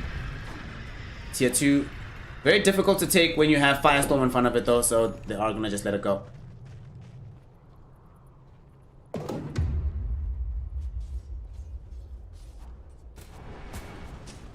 Top Knight. Building into Deso next for himself. I think maybe BKB might be better for... But at the same time, it's so complicated, right? Because Omni Slash goes through BKB. The ultimate from the Barra goes through BKB. Eventually, Buggy will buy Aghanim Scepter. That'll help him with the BKB. And of course, Death Ward still hits you just as hard. It's a very difficult game to itemize in as Top Knight. There's also a ward that was dropped down. So he can't go too far in this direction lest he gets caught here. There is going to be a slow onto Anseku. They're throwing out some of this damage, but they have to recognize that killing this man is just not going to happen. Like Eternal Shroud Vanguard. Yeah, that's not happening. In the meantime, Skritachek. He is down here in the bottom side of the map farming up a storm. Has had the Battle Fury for a little bit of time now. Has led to the goal of him being able to get the Yasha as he just finishes the build. It's flying out now off the courier. Anseku with the Death Ward nearby him. They just zoned back Top Tuck. And Top Tuck actually just brought down. And CDP is going to follow him into the grave as well. They didn't even have the puck or the jug for this fight, but they ended up getting routed. And now Super Mario, he's in so much trouble. He's already used the Astral, didn't have a TP to safety. He's going to try to use the Meteor Hammer. Gets interrupted by the charge out of 420, so smokes a lot. And there's no opportunity for him to keep this fight going, and he gets brought down. Oh my god, that is so big. And again, remember that this all happened without them even needing Skritachek as well as Boggy. And Top Knight, he's going to get dusted and Omni Slashed. He was trying to hunt down the courier. Instead, he gives up his life to make it a global team wipe. My goodness. Last Chance. I'm making this chance work out quite well. 9k gold lead for them. Experience is over 10,000. And they're going to be able to get more tier 2s as they're trying to push 2 lanes in at the same time. Top Tuck will force the top one back at the very least. But they're still sitting around in the mid lane with Boggy and Skriptachek. But a creep wave is fairly far away, so they're going to let this one go. Potentially they could Rosh though, because they have the Deso available for the puck. Negative armor, very good. I help you take this Rosh, as well as having the Bristleback. If they go into the Rosh pit, a couple of Deso hits, and like 2-3 Viscous Nasal Goose Tracks, then Juggernaut just cleaves through the Roshan at that point.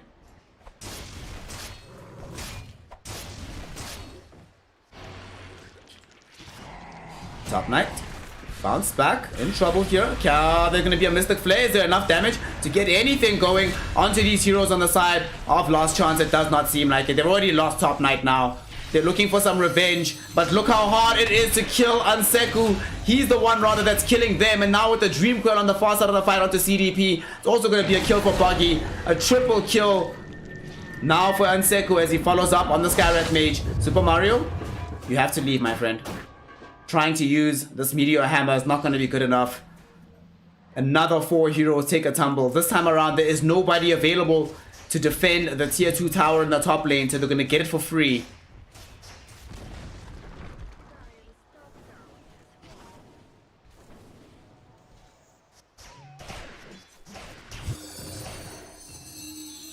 Oof.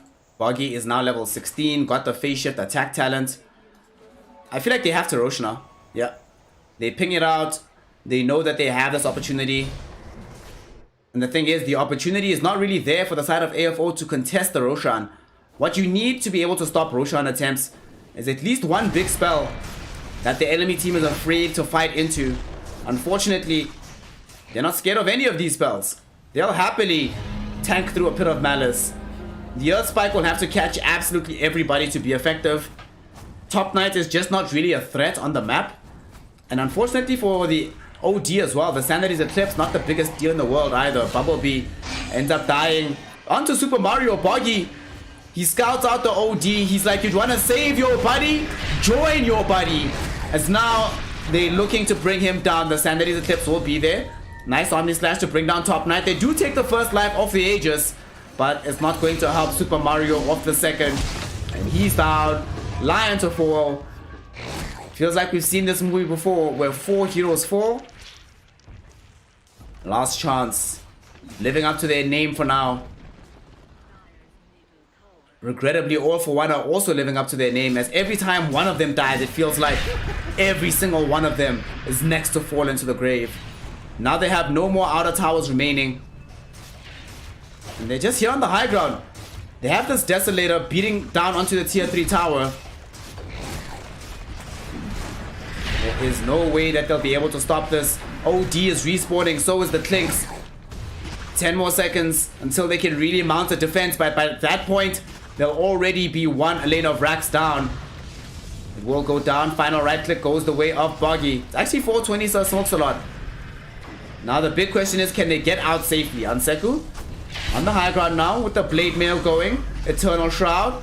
Will he be able to escape? Yes, he does. Astral Imprisonment down. Oh, there's going to be the Dream Coil on the background of the fight. They found Top Knight. They will be able to kill the puck for this though. And Seku on the high ground, able to find another kill onto the background of the fight. Super Mario, will he be able to kill Anseku though?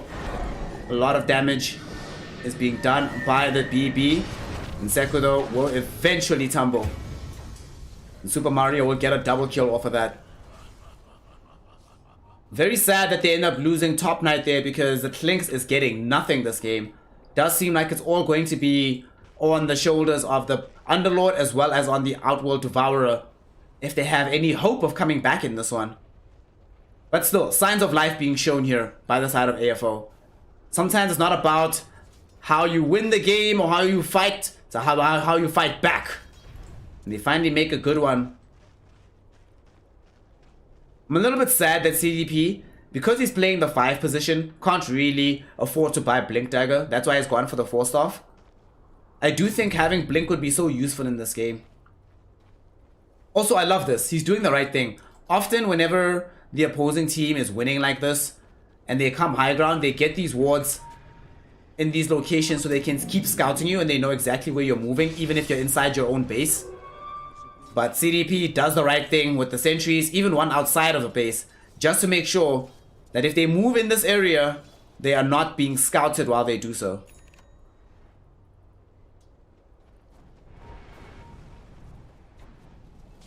This observer though does see Bumblebee, so they might decide to charge him with 420.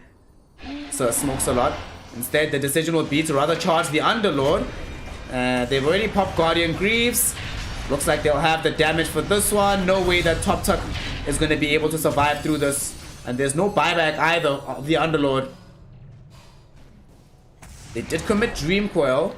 And in the previous engagement, they did end up popping the Aegis. So they might potentially not want to go up onto the high ground here. Let's see what they decide to do with their numbers advantage. Anseku will just turn his back here on the high ground. The charge. Oh no, they found Top Knight. Will they be able to find the kill?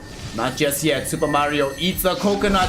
And there's going to be the Death Ward after the Maledict as well. It's too much damage. And the Omni Slash flying through also. They've managed to burst down all these heroes. Top Knight, pretty much a lone survivor here. He's going to get brought down. There was a buyback from the OD. But Super Mario, unlike in the games, you can't take on the entire world by yourself, my friend. You'll have to just watch as this lane of Rax is being sieged.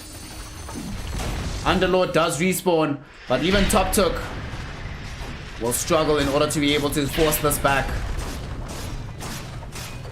The second lane of Rax will go down now. Only one remains. Astral Imprisonment. That allowed them to at least claim this one kill. Firestorm is doing quite a bit of damage onto 420, so smokes a lot. One up from the Spirit Breaker. And Seku does get out. And they will just get this quick D-ward. Preemptively, CDP was ready for this.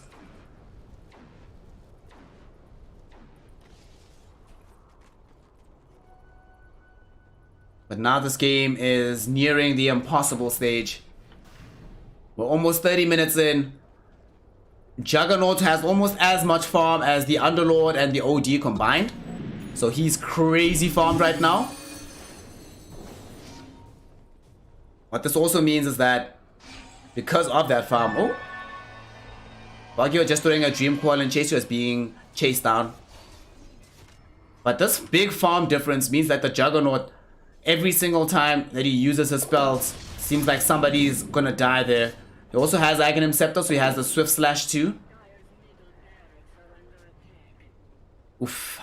Also, mid creeps will take out this range Rax and complete the full set of super creeps in this lane.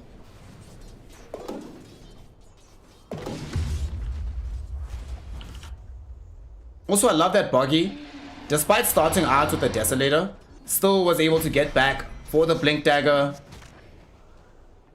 Looking to build into the Lincoln Sphere now too. Not too far away from the item. Also gets a Psychic Headband. That is a very good item for a Puck. Thank you very much. That's the best neutral item at this stage of the game, I feel, for Puck. So he's going to be ecstatic about that coming towards him. And it seems they don't even want to wait for the Roshan on the side of Last Chance. They want to put this game beyond doubt now. They have a 23k gold lead. They can't see these numbers, but they can definitely feel their own strength. They have 2 heroes on 20, one about to crack 20.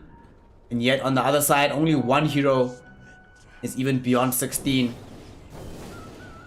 Hell, Top Knight hasn't even been able to crack level 15. He has had the roughest time in this game. They have been doing almost everything in their power to just ensure that Top Knight is not really allowed to play Dota. It's good to check. Gets off a Swift Slash. Omni Slash now, flying forward. It's going to be able to kill nobody really, because CDP does have a Ghost Scepter. In the meantime though, Bumblebee not going to be as lucky. He dies to the Quill Sprays, and Seku brings him down. They also get a Dream Coil out onto 3, managing to snag 2 more heroes off of that. No buybacks for any of them, and Seku just standing here in front of the fountain, not even going to allow them to leave their own fountain now. He just stands outside. Will rejoin his team as they push to complete these megas. Melee racks to fall.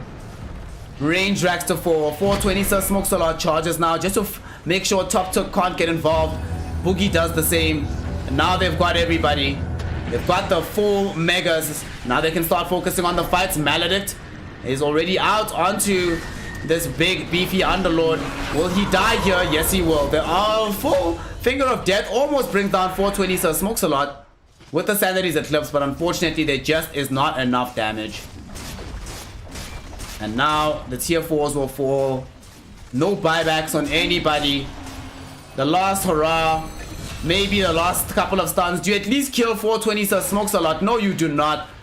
As the underlord ends up just watching from the sidelines. You could tell he was hoping and praying that they have enough in the tank to at least get that one kill. But they do not. And now last chance. Live up to the name. They don't even lose the Spirit Breaker. And the GG is called. They have done it. They've secured the victory. They've gotten themselves into the playoffs. All for One, unfortunately, were not able to do it here today in the group stages. We go 0-2, 1-1, and 2-0 here in the groups. Whew, what a thriller of a game this was. Must say, and Seku, man just has zero chill. Boggy also has zero chill. Buying Desolator first on the puck. Not something that you see all the time. Not something that you see every day.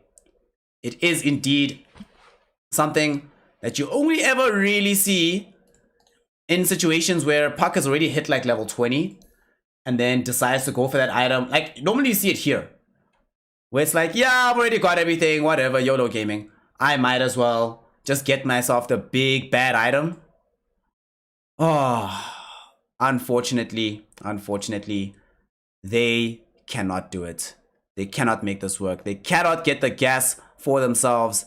AFO get the victory. They've lost chance. They have done it.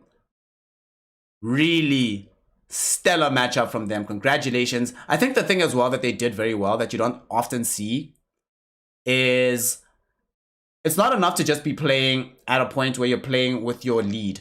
Where you're like, well, guys, okay, look how far ahead we are. It doesn't really matter. Let's just go for the game. But being able to make sure that even in the mid game, you're not only accelerating your own lead, but doing everything in your power to make sure that the opposing core hero is not getting a lead of his own. And you saw all the effort that they put into killing Top Knight over and over again. Hell, and Seku, half the time was carrying dust on the bristleback just to be able to make sure that they had that kind of grab available to bring down the Top Knight Links. AFO, unfortunately for them, it will have to be better luck next time, but last chance, get to stay in the tournament. Last chance, get to demonstrate that they are a team that it can continue into the playoffs here in the Veeam eSports tournament. Congratulations. Very, very unfortunate that what we just saw here. But for one of the last times, let us shout them out. They did the Lord's work. So last chance, congratulations. You've gotten through the group stages. Boggy, 420 Sir smokes a lot. Lux made him a mont, Unseku, and of course, last but not least, Skirt the check. They did it.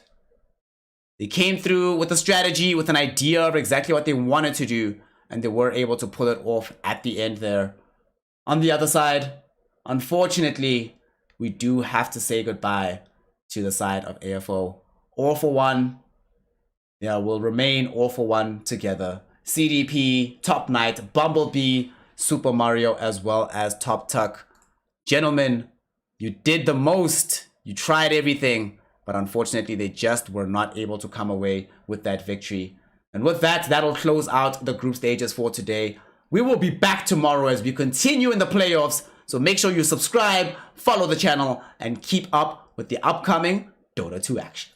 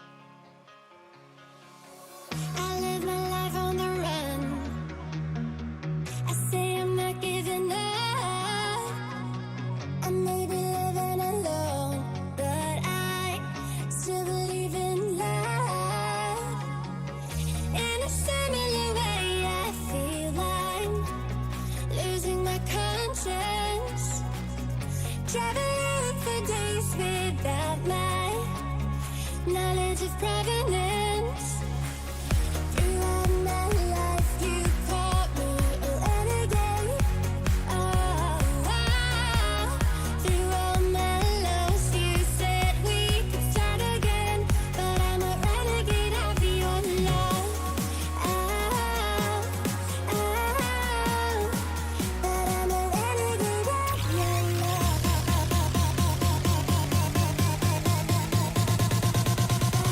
Renegade of your love.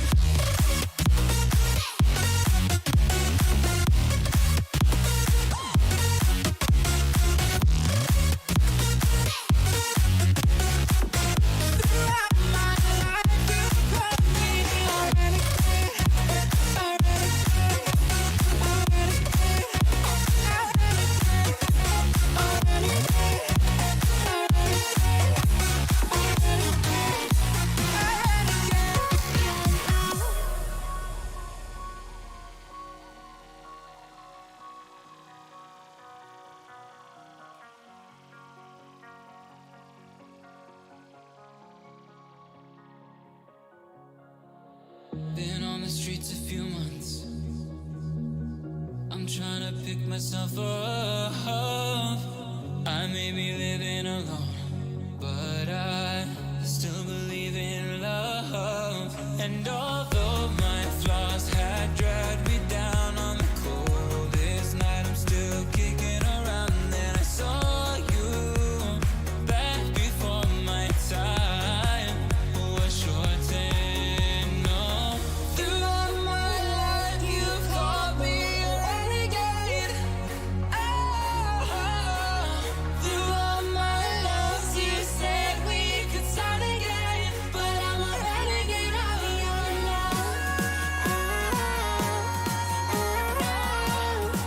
But I'm a renegade of your love.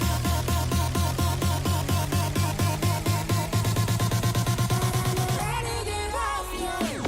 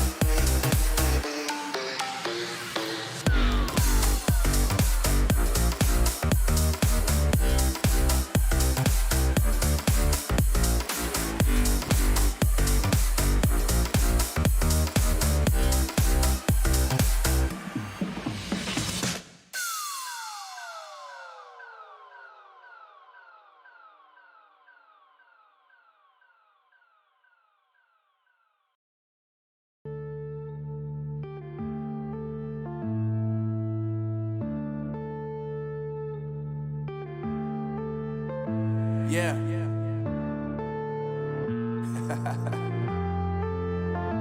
Unknown Brain. Marvin Devine. I'm saying bye to all the lies and all the times you cried, saying that I wasn't right, yet I was right by your side. You manipulator, playing games, your friends commentators, and I don't know what you say about our private conversations, but it's got them hating. Thanks to all the rumors you be claiming. It's cool, I'm done with you, so they can throw you a celebration. You gon' hate it when you see me with somebody living better. I'm trying to tell you that me just doing me gon' have you jealous. I know that I gotta stay away from all your games. Yeah, I know that I found somebody else to love me one day. You'll realize the grass ain't greener on the other side. No, you did me dirty for the last time, so now I gotta say goodbye.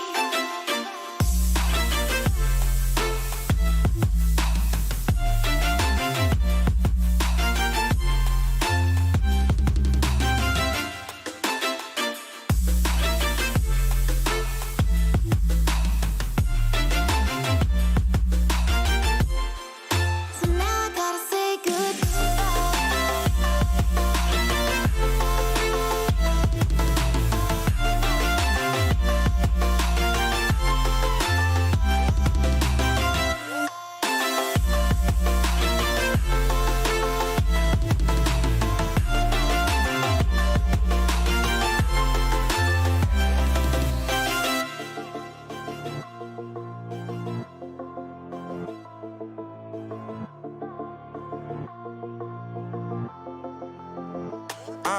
Yeah, my life is lovely now, I'm focused on me. You said you were about to die, I guess the car is on E. But see, I ain't even tripping, cause I just chose to believe that somebody gon' come around and give me just what I need.